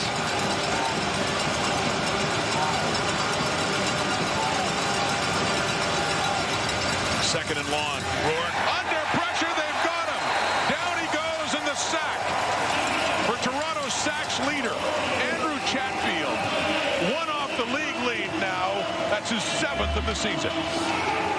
He's at the top of your screen. I think there's more than just his speed rush. You've got Lanier wins inside, beats the center on the inside, beats Andrew Pearson. That forces quarterback to move to the right. Nathan's got to move to his right, and then Chatfield's right there to clean it up. The Argos collectively are having arguably their best game of the season. Certainly offensively they are, and the defense, despite giving up some big plays earlier, has settled down and made life a lot tougher for Nathan Rourke. With that sack from Chatfield. So they have an 11-point lead, and they get the ball back after that punt as Nathan Rourke is sacked halfway through the third quarter.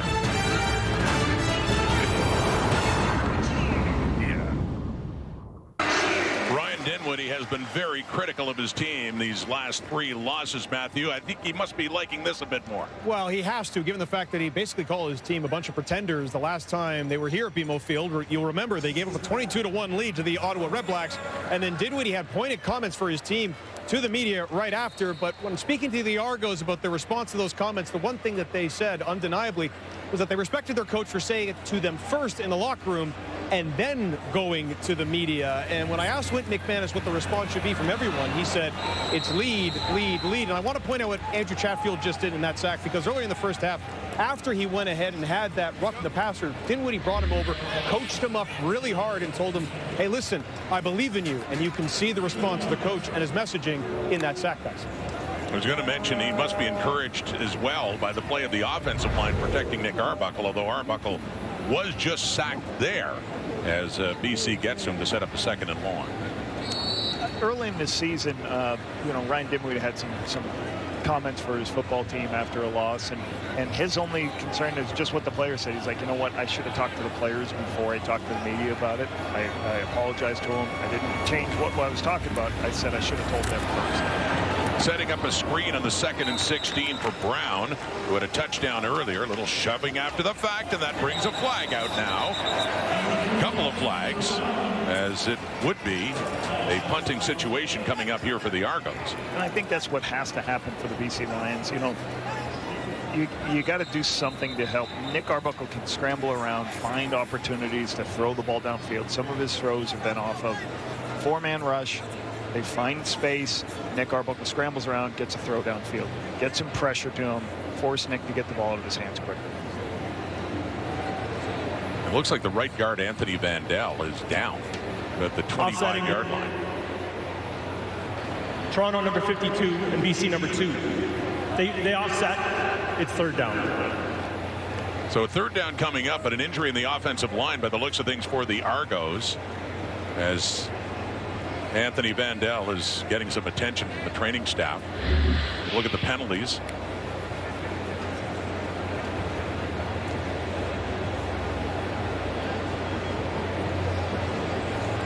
Not really supposed to be grabbing on at that.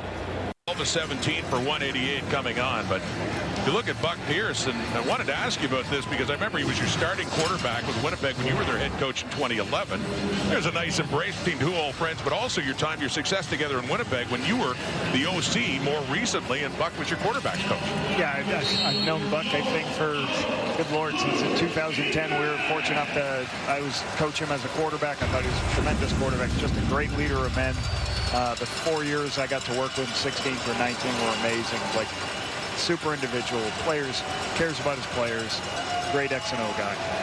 There's James Butler. Another good carry for Butler in this 2nd half as he works it up for a 1st down. Gets it up to the 50. But to finish that thought about, I remember talking to him about you. He gave you a lot of credit for helping him as an offensive coordinator when you left to go to the Ottawa Redblacks. He took over, and it was like, didn't miss a beat in that Winnipeg offense. Throwing now is Rourke, wide open too, and stepping out of bounds is Keon Hatcher. And that's all the way up to about the 35 now of the Argos. Good recognition here of understanding. Hatcher's going to come up. One's going to come under. He's going to see that the coverage is going to go inside with the underneath route and just throw it down to the sideline. That's what you call an alley route. 2 guys going deep, 1 guy going under, and you read it inside out. The halfback went inside, you throw the outside play. That's Buck's play, not my play. He put that one in after I left. Buck gave you a lot of credit, but he's evolved himself as a play caller, hasn't he? Rourke throwing again, open in the middle. That's McInnes inside the 10, 5, still going and down to the 1, and the flag is out in the Lions' backfield.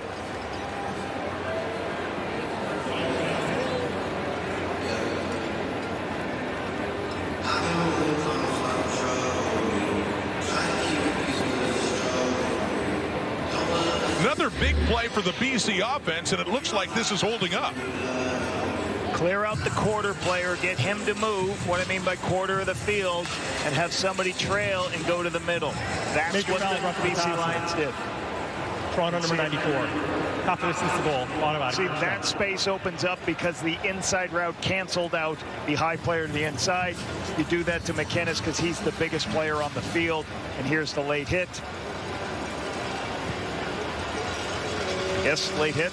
Yeah, second one of the game for Andrew Chatfield. Now this one, I think it's more they're going to say it's a blow to the head. That's why it's not late. It's just a blow. Or the blow to the head, but the second penalty for Chatfield, but not as much of a consequence. It was already down to the 1.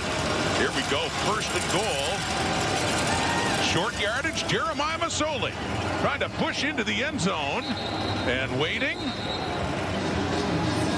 Mazzoli is second down coming up. Mazzoli has had a short yardage touchdown earlier. He had one a couple of weeks ago against the Ticats in Hamilton against his old team. Toronto defense holds up here. It's very difficult with this 1 yard. Good push by the BC Lions. Mazzoli just can't get into that space. Really good stop here. It's amazing Jeremiah Mazzoli still in the Canadian Football League playing. It's a great individual.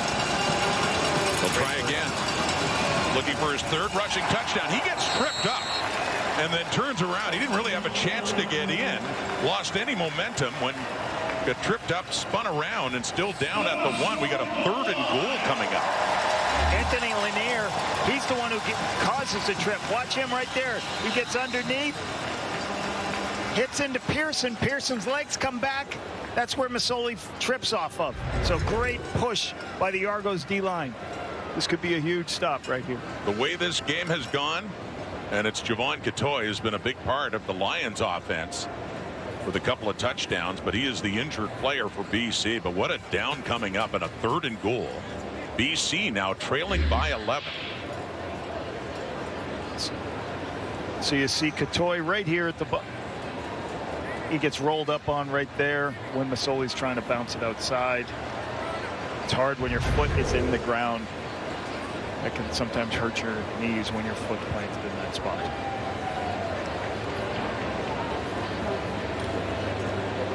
So a play that goes wrong for BC in more ways than one, with Mazzoli not really having a chance to get it into the end zone after getting tripped up early and then rolling on the leg of Javon Katoy, who is up now and limping off the field. So here for Buck Pierce, as you see him looking at his play call sheet, you're only going to have 1 or 2 plays here for 3rd and goal at the 1. You have a call sheet that's already done. You do it. I was talking to him about it today. You're going to do this call sheet on day 3. You're going to say, hey, this is what we're calling from 1st and goal from the 1, 2nd and goal from the 1, and 3rd goal from the 1, knowing you didn't get in on 1st down, you didn't get in on 2nd down. What do you call them the 3rd time? This is already predetermined. Big moment here, late 3rd quarter. Handing off, lunging in, and a touchdown for BC. James Butler. Mazzoli dished it off to the top running back in the Canadian Football League. Finds the end zone, and will the Lions go for 2 to get to within a field goal? Haven't had success with the quarterback one, so move your tailback up, get him really close, let him jump over, get a little bit more of a running start, and then he can just jump over the pile for the touchdown. Good execution on 3rd down. For James Butler, had 29 yards rushing in the first half. He's up to 55 now, and that touchdown on just a huge 3rd and goal. So indeed they do go for 2 to see if they can get it to within 3. A 35-30 game right now. Under 3 minutes to go, the 3rd quarter. Rourke back in with time. End zone look, but no. McInnes, who's down. Darius Bratton in the coverage, and that just sails out. So it remains a 5-point game. Argo still leading. Good stop here by the Argonauts. Argonauts got good coverage here. Nathan Rourke's trying to find somebody to throw to, but good man coverage. Everybody's covered, and then the end is tracing Nathan Rourke, so he's got to throw it away. Good coverage in the back end. Difficult sometimes these 2-point plays when the quarterback's using his legs. Extra options, but good stop by the defensive ends and the cover guys. And actually, Aiden Eberhard, the targeted receiver there with McInnes in the vicinity, but Butler gets the touchdown.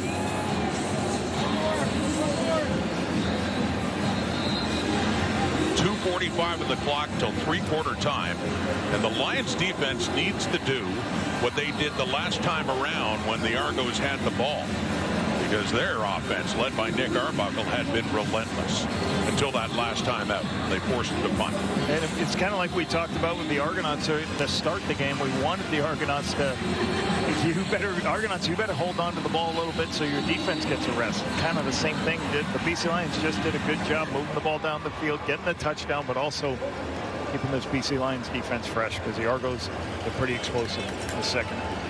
How many touchdowns? Every 4 straight touchdown drives? They had 4 straight scoring drives, 3 straight for touchdowns. Not to mention the pick 6, too. Janarian Grant of the return, getting it up to the 38.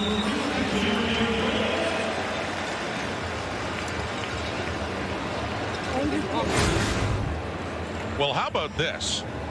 Doug Flutie, Ricky Ray, Damon Allen, all Hall of Fame quarterbacks, the legends of the game that have played for the Argos. Arbuckle on pace for 5,459.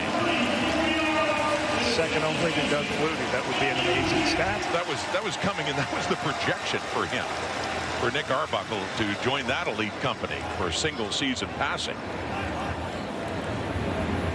Spencer Brown, good carry for Brown in the first down, up across the 45, a second and short coming up.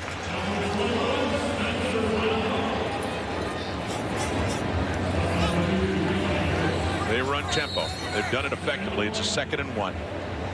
With Arbuckle still in shotgun. Brown beside him. And back to him. And needed to get to the 49, gets more than that across the 50. The sticks will move. A first down for Toronto. Deontay McMahon injured in the first half and is questionable to return with an ankle injury. Spencer Brown did a good job there. Like there was no first down. He created the first down with his legs because BC Lions were in the backfield. He made 2 people miss, get the first down. Just across their 50, looking to sustain another one of those long drives here now. They still have the lead. And Brown has the ball and a lot of room ahead. Spencer Brown after the catch works it all the way down close to the Lions 40. Another first down for Toronto.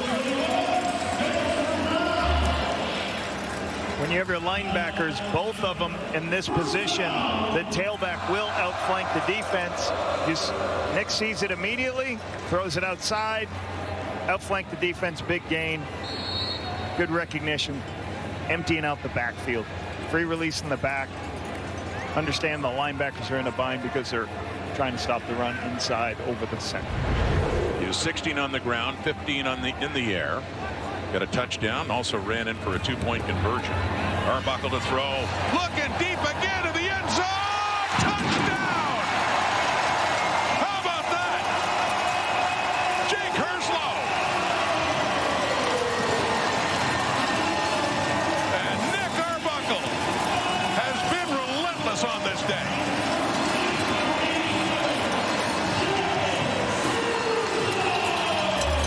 There's not a lot of man coverage in the Canadian Football League anymore.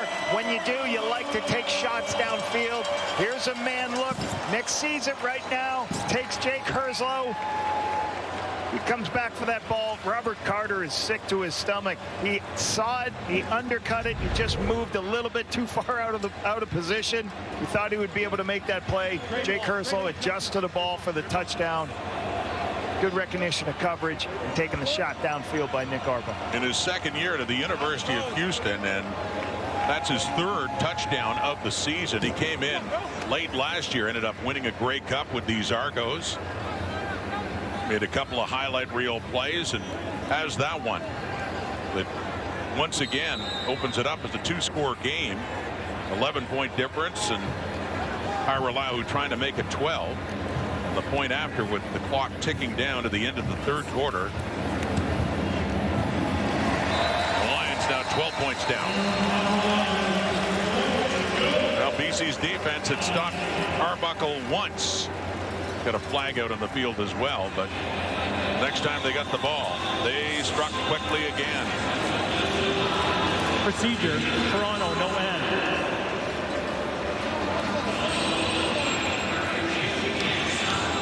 A lot of no-win penalties lately. I'm not sure what's going on with the league. I assume somebody didn't report, so one of the end man on the line of scrimmage is usually an offensive lineman who has to report and tell them. So that's probably why that penalty occurred. But Jake Herslow, like I said, like everything he does, he looks. You know, I know this is 3rd touchdown. BC is elected to redo the convert 5 yards back. He's been impressive the last couple of weeks, and you know you knew with the injury to Coxie being off the roster, they have to find somebody else who can be a big play player down the field. Jake Herslow shows him he can do that. So a penalty against the Argos for procedure, and the Lions have elected to force him to make that convert again at 5 yards back. So it'd be a 37-yard kick now for Lirimairalahu to get that extra point and make it a 12-point game. So there must have been a mistake with one of the end men on the line of scrimmage. As always, you're going to have extra guys at the line of scrimmage to be blocking for this kick. But if they have an ineligible number, you have to report that I'm the eligible player on this play. I don't think they reported in the last play. So they'll do it again. 5 yards back. Iralahu, well, he put it off to his left, but still does get it in inside that left upright for him. So a 12-point difference, 5 seconds to go until three-quarter time. Let's get back to the touchdown. Enough talking penalties. It's just a post route, and it's going to be man coverage, and the free safety's not going to be in a position to make the play. You can run it right here and see Jake. Good foot press. What I mean, puts his foot in the ground, just runs by. And that's what I'm talking about. Robert Carter was there. It was short. He undercut. He just moved a little bit too far and couldn't make a play on the ball. Jake was there. So missed opportunity for the BC Lions defense, get a takeaway, but Jake Herzl makes him pay. 4th touchdown in 5 possessions for the Argos. Been a big, maybe the biggest part of the story of this game. Herzl celebrating that one in his 3rd of the season. Nick Arbuckle racking up the passing yardage at over 3,000 coming into this game. See him there, quarterback coach Mike Miller. And he's reviewing the plays. 25 of 30, 360 yards passing through 3 quarters and 2 touchdown passes, and he scored 1 on the ground. 7 McGee, Robert Carter back. And the pressure continues, even though BC's offense, the Lions have racked up 30 points, but no rest. Nathan Rourke getting set to come on again, and they need more points. As McGee backtracks, spins, good coverage, and taken down hard there by Jordan Herdman-Reed. Right around the 20. We're at 3-quarter time. Seems a long time ago that the first quarter came to an end when BC was in control. Argos have had a lot to celebrate since then. And their exhibition day here at CNA Toronto with a 12-point lead heading to the final 15.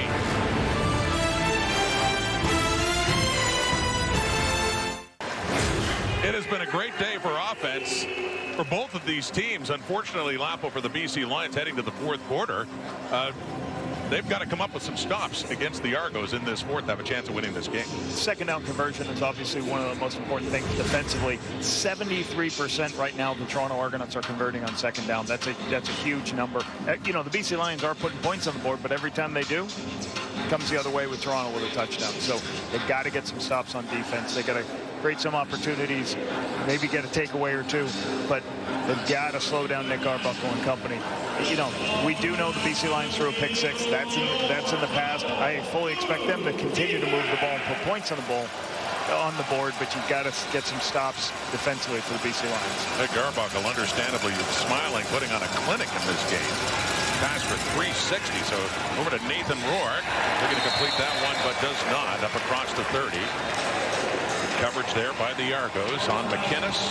And we got a 2nd and 10 coming up. Darius Bratton uses his long arm. So it's man coverage. Throw out to the sideline, but watch him come in with the long arm. I call it the long arm, the long closest to the ball. Sticks it in there to make a great stop.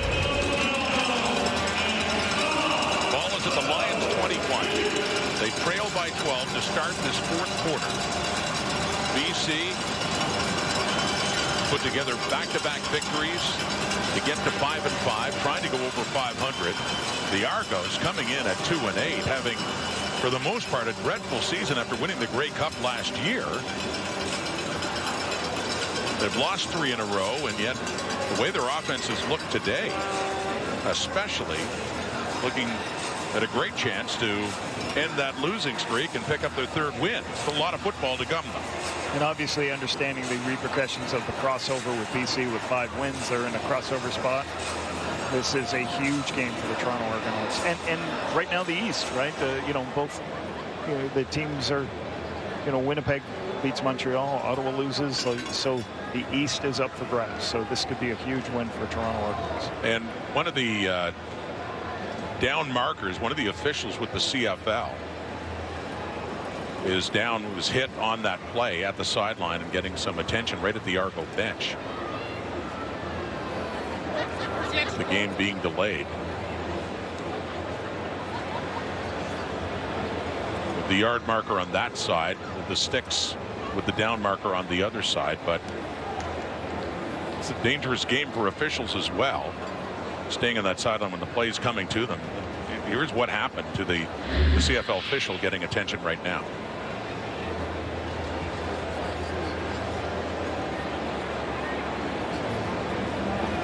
Yep, gets pulled down by the stick.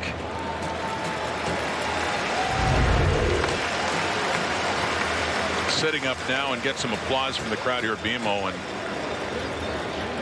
yeah, that's tough. Got to hang in there, and the play's coming to you.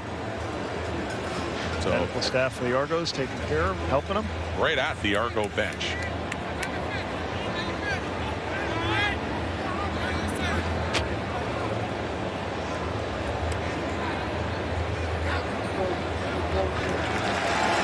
And standing up now.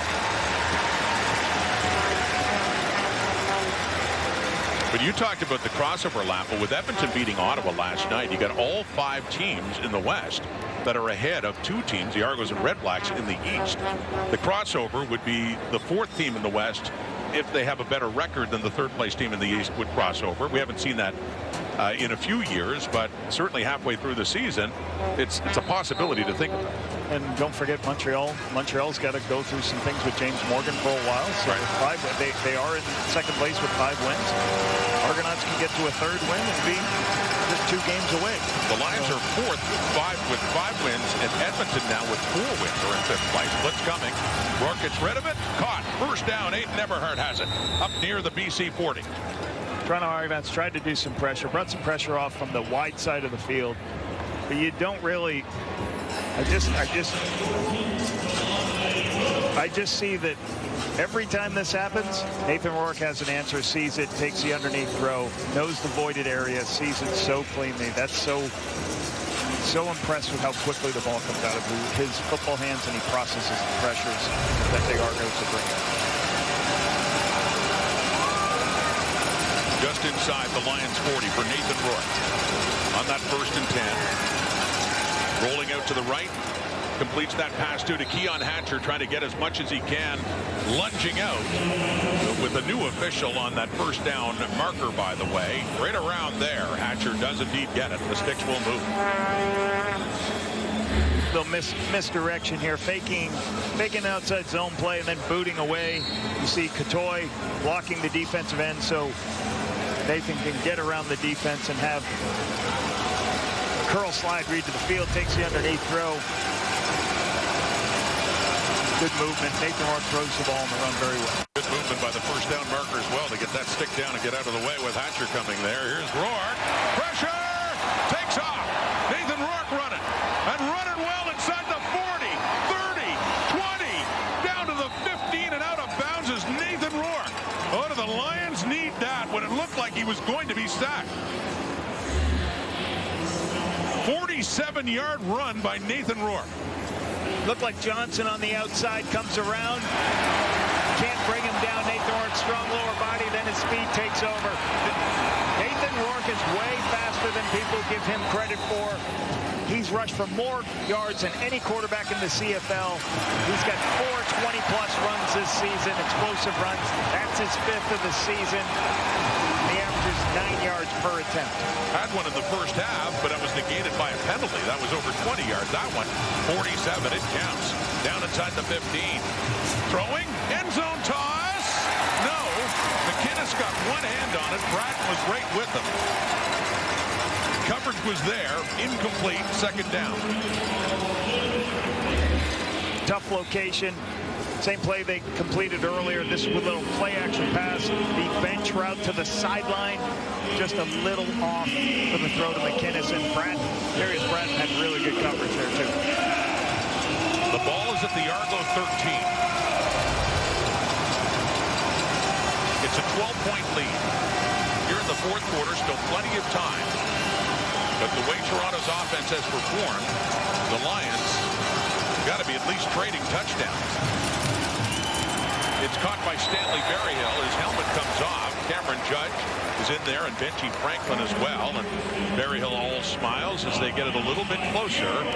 But this is a thing. Third down right now and a 12-point difference. And what do you consider? Well, Sean White is coming on. Not at that point yet, I guess, still with over 12 minutes to go. Take what points you can get. Yeah, a couple of things. 12 points left. Yes, you want to take the points, and they're moving the ball fine. So they're going to get plenty. They're going to get at least 3 more opportunities with the ball in their hands. The bottom line is the onus is on the BC defense to make some stops. If they're going to win this game, if they're going to come back, they got to slow down Arbuckle and the Argonauts. Sean White 1 for 1. Another short one put down by Meyer with the 14. Up and through. Still a 2-score game. 9-point difference. Now some pressure on Mike Benavides' Lions defense to slow the Argos down at the X, the CNE in BMO Field. I got to give a shout out to this guy playing the Steve Martin role here, but you're our Iron Man. Hey, I'm taking trains. I took the train again today to get to this game, and I know you've been taking the automobile. Actually, literally for you, I take the train, you get the planes and automobiles. But love that movie.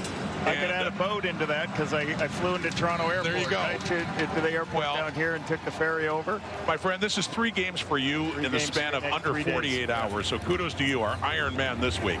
Week 12. Here's Arbuckle. Deep again and open again at Herslow. It is relentless as he reaches for the end zone. Another touchdown in just one play. No stopping the Argos on this day. Touchdown after touchdown. Herslow again. That is their 5th touchdown and their last 6 possessions. Misdirection and then a play action pass. You're going to fake like it's a speed sweep in one direction, and then they're going to boot away. So fake it. Now you have the tailback as an underneath, but you're looking deep to see Gary Peters or the halfback if their eyes are distracted by the play action pass. Obviously they were. Herslow makes him pay. Arbuckle makes him pay. Amazing touchdown on one play. This offense is just making it look easy against the BC Lions today. Herslow, 4th touchdown catch of the season, 2nd of the afternoon. And Nick Arbuckle has now thrown for 430 yards. 3 touchdowns, no picks. So you're going to come this way. Herslow's going to go deep, but the tailback's going to be the player who leaks out into flat in case Nick gets pressure, and then he's going to boot to this side. But just keep your eyes over there. They lose sight. They start to scramble as one receiver goes across the field. Somebody's got to stay. Gary Peters gets caught up. I assume Gary Peters, the only corner left over that field. He's got to stay deep with Herslow. Loses sight of Herslow. Herslow takes it deep for the touchdown. Great scheme, great execution. Misdirection play. Herslow's, we talked about this off the top of the show. One of my biggest points in this game is, hey, you've lost Demonte Coxie. How are you going to create explosive plays? How are you going to get 30-plus plays? Jake Herslow, everybody. Wow. I mean, this has been a frustrating season. Let's not mince words here for the Argos. Miserable at 2-8 coming in. It's like they're taking out all their frustrations on one team in one afternoon on offense as Nick Arbuckle, he's having the kind of day. He showed those all-time greats in the league and with Toronto and Flutie and Ricky Ray and Damon Allen. Let's just say in one day, one very memorable day for Nick Arbuckle. Be remembered for the performance he's putting in on this one anyway, 26 of 31. It's been epic. 84% completion, 430 yards, 3 TDs. Seven McGee, nowhere to go. Coverage on special teams there. Johnson. Marcus Johnson on that tackle, but get back to the tablet.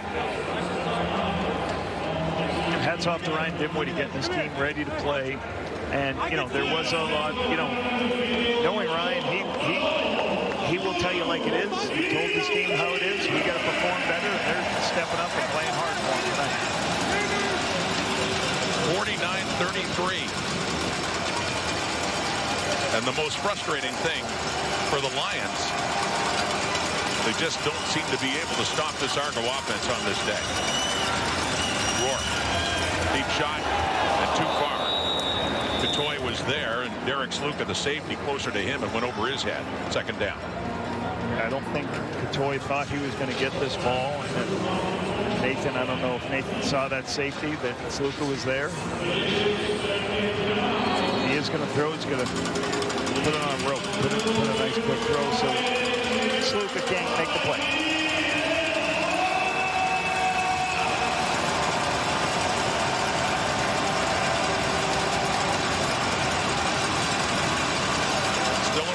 To go, 10.5 in the fourth. Four-man rush. Rourke gets away from the heat, and he completes that one downfield. Good work by Rourke to get that to Hatcher again, and that's up across the 50 and a first down for BC. I can't tell you how great a throw this is. Like, he spins out, flips his hips, and finds his boundary number one and is able to get to him. Get to Keon Hatcher for the first down. That's an amazing football play. Just have the understanding where Keon Hatcher is, spinning, and being able to process where he is and locate that. And so Rourke has gone over 300 yards passing, and Hatcher up to 122 yards. Chatfield is down for the Argos. We'll take a break here at BMO. With final round action coverage getting underway at 3 Eastern, noon Pacific on TSN. I'll tell you, Brooke Henderson came into the day just a shot off the lead and still is through 13 holes, trailing only mid-G lead. Canadian content is down the road in Mississauga here. The Toronto area, the X going on. A couple getting married too, tying the knot at the X. Hey, why not? Do you get married at the X? You do now. With James Butler up across midfield. I think a lot of wives might have something to say. Well, I'm sure she was okay with it. Can't control the proposal, but you can certainly control the wedding. Under 10 minutes to go. And there you go. Yep. Can you control how many of these you can consume? I guess whatever's in the bag. A couple of these when we're on the broadcast. I had to move the bag. Long-time staple of the C&E, by the way, Tiny Tom's Donuts. I've heard that's in the that's part of the food after the wedding. Here we go on second down. Rourke, well, struggles to get rid of it. The Argos get some heat on him, and it's turning into a very frustrating day for even Rourke and the BC Lions, racking up a lot of points, but not nearly enough on this day. The way it's gone so far, third down coming up, and Carl Meyer is going to have to kick it away. Able to get pressure with just 4 rushers and play coverage, so that was excellent for this defense of the Toronto Argonauts. Has really stepped up in the second half. This last 2 series. Part 2 of our doubleheader coming up later from McMahon Stadium in Calgary. Meyer to punt this one away. Janarian Grant got over his head, lets it roll into the end zone. So BC does come up with a point on a 58-yard punt by Carl Meyer, but still trailing by 15 points. And what a day for Nick Arbuckle, who just keeps going. A one-play drive for a touchdown last time up. A sample of his many great plays on the day left. And part of this is the interesting thing. The BC Lions have given up explosive plays. Big plays, too many big plays in the CFL. Second, but this defense has given up the second fewest passing yards all season. So this is a bad game for them in the back end, giving up these explosive plays, these long drives. If you look at this game, if you look at this drive chart, there is 6 drives, 5 touchdown drives, and 1 punt. 3 receivers off to the right, handing off. We got a flea flicker. They're looking for more. It keeps it shorter, just throws it away. Patrice Rene, the closest one to it. No Argo receiver around.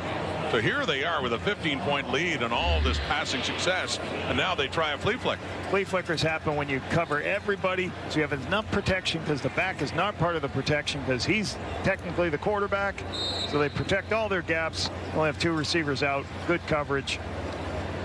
Has to throw it away. Good decision. Special plays like that, they're great to call, but you just don't, sometimes you think you have to make the big throw or not. All it has to be is completion or an incompletion. It's no different than missing a hitch by the quarterback. Ball at the 40 and a 2nd and 10. Arbuckle over the middle, nearly intercepted.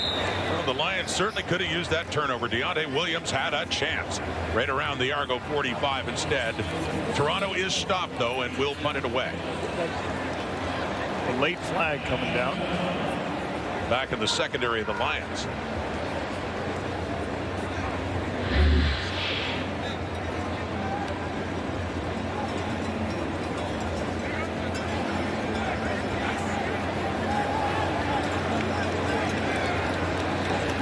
And this was a very late flag. 10-yard misconduct foul.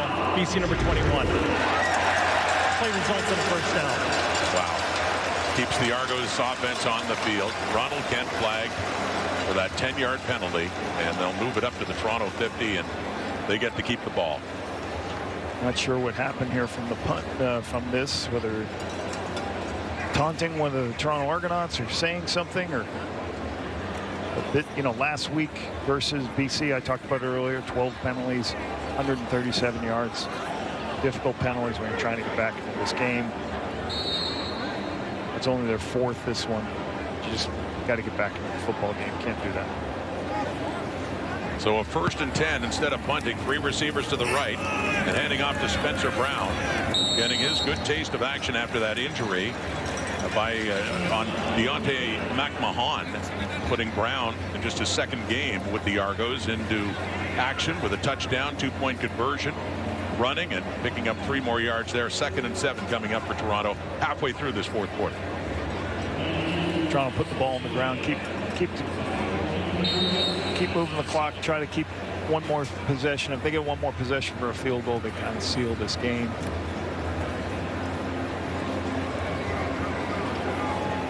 Only 2 wins coming in.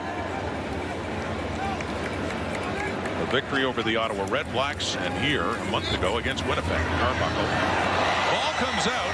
Argos have it. Brown alertly picks it up. So they'll have to punt, but they'll still get that opportunity after it was coughed up by Arbuckle.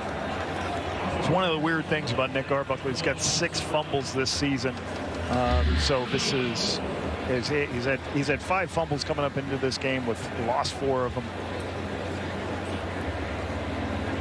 Not just him. I think that's a little bit of Matthew Betts creating that fumble as he comes in.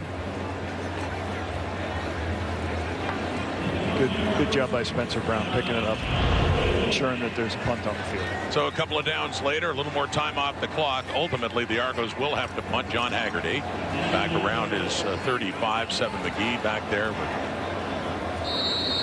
Robert Carter.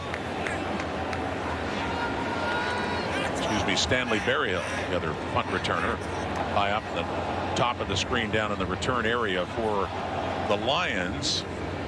But clock is ticking. Argos are happy to let it tick away. Haggerty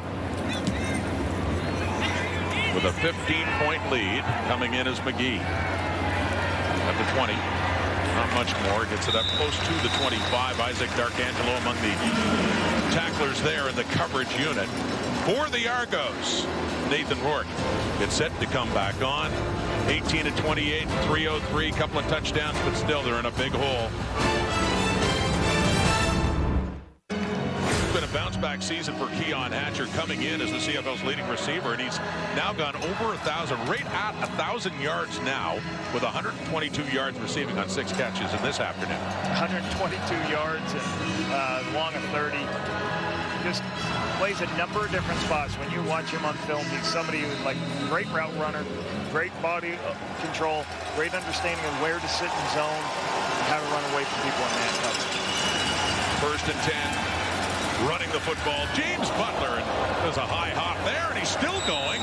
Won't go down. Finally does, up closer to the 45. A 19-yard pickup for James Butler. James Butler, big Jake Herslow fan. Big Jake Herslow fan. Love those hurdles. Likes the hurdler just like Jake does. I'm telling you, at the end of the season, we got to have a hurdle reel. Lots of samples. That's caught. And a 1st down. Aiden Eberhardt cross midfield down to the 52 of the Argos, as the Lions will try to work quickly now. Playing tempo, down 15 points, under 6 minutes to go here in the 4th quarter.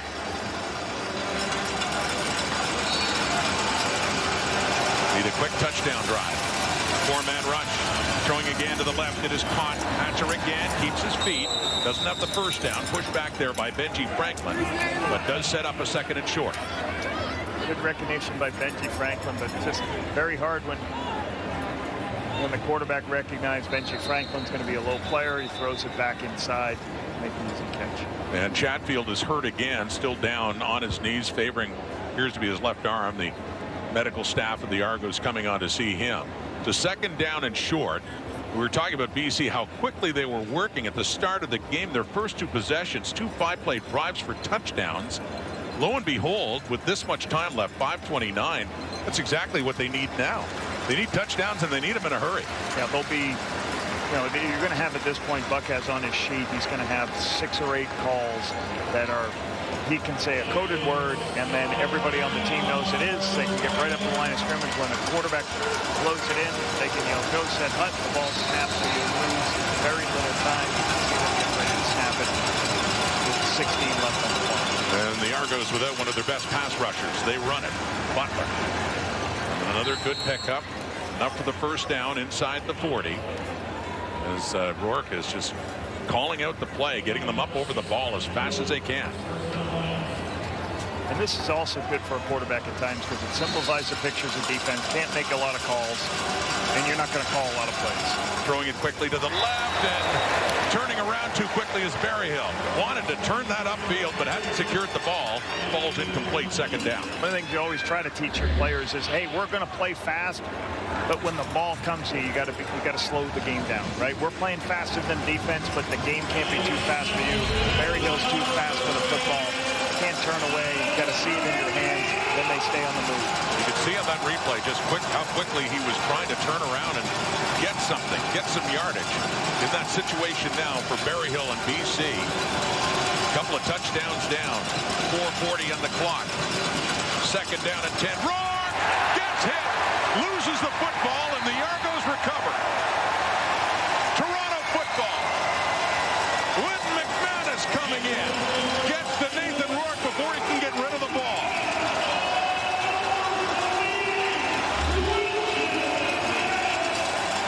Miscommunication.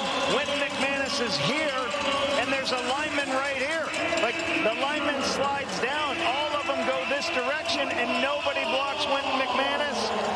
You cannot do that. You've got to block. The left guard's got to stay. Corey Woodruff, I believe, has got to stay there and take the block of the inside B-gap player. Nathan Rourke doesn't expect that to happen. That's why that ball turns into a fumble. Another costly turnover for the Lions. The only turnovers in this game, the other one was the pick 6 by Benji Franklin that really turned this game around after a great start by BC. And that time with the Lions trying to drive down, get to within a score, denied on the hit by Wynton McManus, forcing up the fumble. An Argo football. Toronto. The Argos take a timeout. We're good. We're good.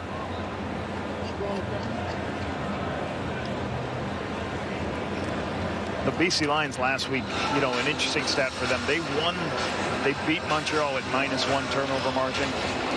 It's not going to happen this week, right? They got 2 turnovers.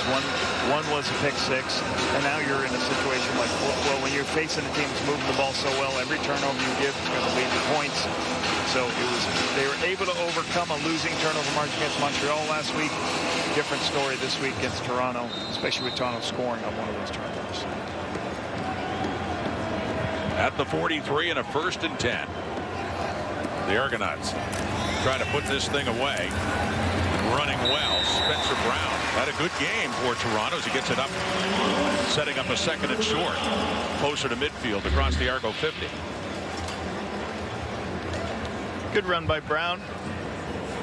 Just finding the crease. I like the block on the inside. Castro getting pushed at the line of scrimmage, they can bounce it up inside. So a 2nd and 2. Next week, the Argos take on the Hamilton Tiger Cats, the annual Labor Day game. BC will have a bye. Shane Richards in there, gets beat up front. Enough for a first down. Still a first down.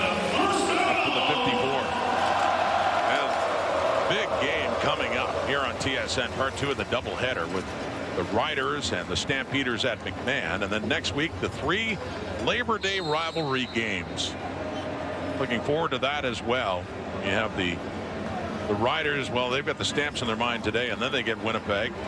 Bombers steadily improving now at 6-4, and you've got the Ticats and the Argos, and then you'll have the Stamps taking on the Edmonton Elks, a resurgent team in Alberta.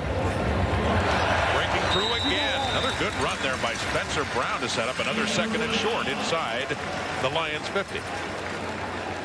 When young players get opportunities to play, they always are going to, always running backs. They're going to break tackles. They're going to make all the things they need to do to show people that that I can play.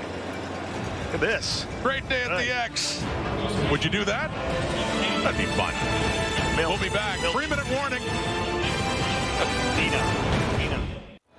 Coming up at McMahon Stadium in Calgary, Trevor Harris of the Saskatchewan Roughriders have an 8-1 record, and they will still be the top team in the CFL standings regardless today. But Calgary looking to get closer. Vernon Adams of the Stamps at 6-3, and the only team to have defeated the Riders this season. Coming up, interesting Western showdown at McMahon here in Toronto. And talk about unexpected. Not that the Argos per se are leading the game, which they are, but just how they've done it with a very explosive offense. 49-34 they lead. They're running outside of Spencer Brown, securing another first down. They're going to the ground a lot, of course. These late stages of the game, 2:28 on the clock. Circle the defense on an outside run. Really good. Getting around the... Good pressure as they go around this. Trying to get outside on the perimeter. As everybody's running inside. Usually at this point of the game, BC Lions are going to be cramming defenders inside to stop the inside run, get a perimeter run to flip the field, gets first down. Well, a better running day for the Argos, too. Worst team statistically at running the football, but up to 84 on the ground as a team. And adding to it now with Spencer Brown. Padding his stats. This first big chance for him, his second game as an Argo, and stepping in to the injured Deontay McMahon and making the most of it. And what's hard for the BC Lions, you know, this is going to be their last game before they go on a bye. They go on a bye next week.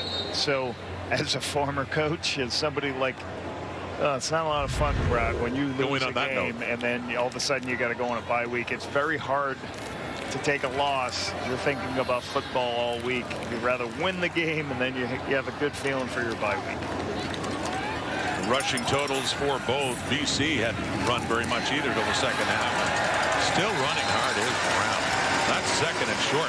It's all Spencer Brown in this drive as they look to close it out and not even give Rourke and the Lions offense a chance here. 1:40 on the clock as they get deeper and deeper into the Lions zone down to the 25. Yeah, you see BC trying to roll some defenders in, just trying to rotate some guys. See defensive coordinator Mike Benavides. A bunch of defensive linemen rolling into the game now to get some other reps. And you're going to continue to just get runs till the end of this.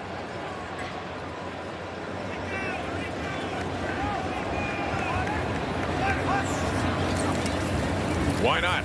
21 keeps chugging along. Spencer Brown. His drive continues. Looks like another first. Good for Spencer Brown. Gets the opportunity, shows up. And all these practice squad players, these younger guys, they're always trying to show up and say, hey, listen, keep me in the building. I know you got guys on your name list, other guys you like. I'm the guy here. You can win games with me as your starting tailback. They had other running backs this year, including Kevin Brown, Kalen Leyburn, both let go. And another injury to McMahon now, who missed 3 games earlier. So an opportunity for that young man, Spencer Brown. And they just keep going to him as he takes him down inside the 10. Another second and about 4 to go. More importantly, just relentless, chewing up the clock. 53 seconds, 2-score game, 15-point difference, and the Argos about to officially get their 3rd win of the season and match the Ottawa Red Blacks again.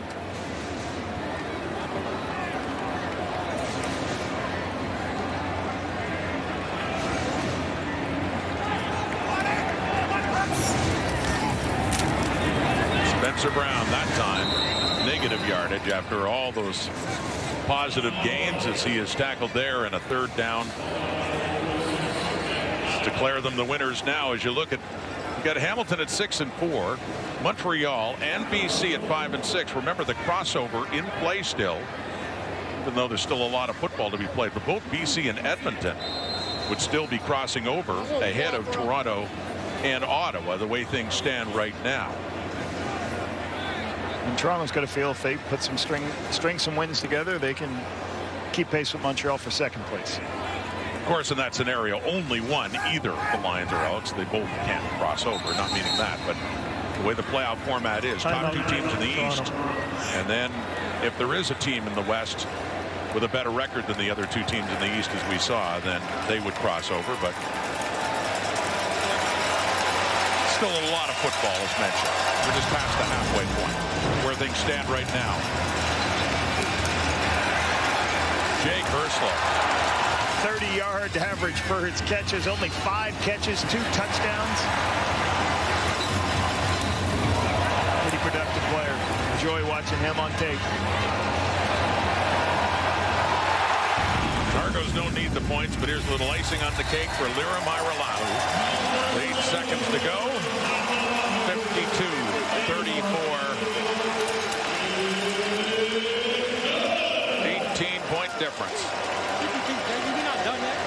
And in what has been such a challenging season for that team, a day to celebrate with lots of fans there to see it more than usual. Biggest crowd since 2018 to watch the Argos at the X. Game 2 coming up, Saskatchewan versus Calgary. Well, for Nick Arbuckle, I can't imagine anything being a greater football memory than winning the Grey Cup last November when he was called into action with the injury to Chad Kelly. But as far as regular season games go, pretty hard to top this, what he has done. 26 of 33, 430 yards passing, 3 touchdowns, no interceptions. And yes, it's been a long time since we've seen an Argo offense look that relentless, Lapo. Very good response after a couple of tough losses the last couple of weeks. A couple strong words from their head coach. Nick Arbuckle steps up. And also, let's not forget, you know, we've been talking about all these big yardage games. That's with DeMonte Coxie in the game. Without DeMonte Coxie, their leading receiver. Without their leading receiver, they step up, have a huge day. Make plays defensively, pitched in. I know defense gave them, but they also had a pick 6 on defense. So good win at home versus their biggest crowd of the year. A lot to be proud of for the Argonauts leading up to their Labor Day game. Big game versus the Ticats coming up. 7 McGee on the return. Zeros on the clock. In this traditional game in late August, it was an exhibition of offense for the Toronto Argonauts. Buck Pierce, Ryan Dinwiddie shake hands. That man, Nick Arbuckle. A day to remember here at the CNE as the Argos, rough season that it's been, do manage their 3rd victory of the year in style, decisively beating the BC Lions 52-34.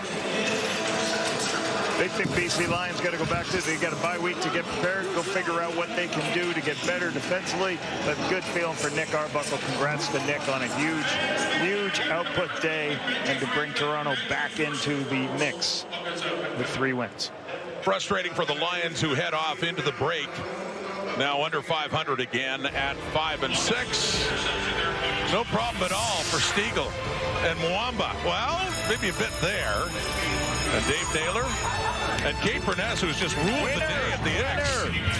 Give her another stuffed animal. Give another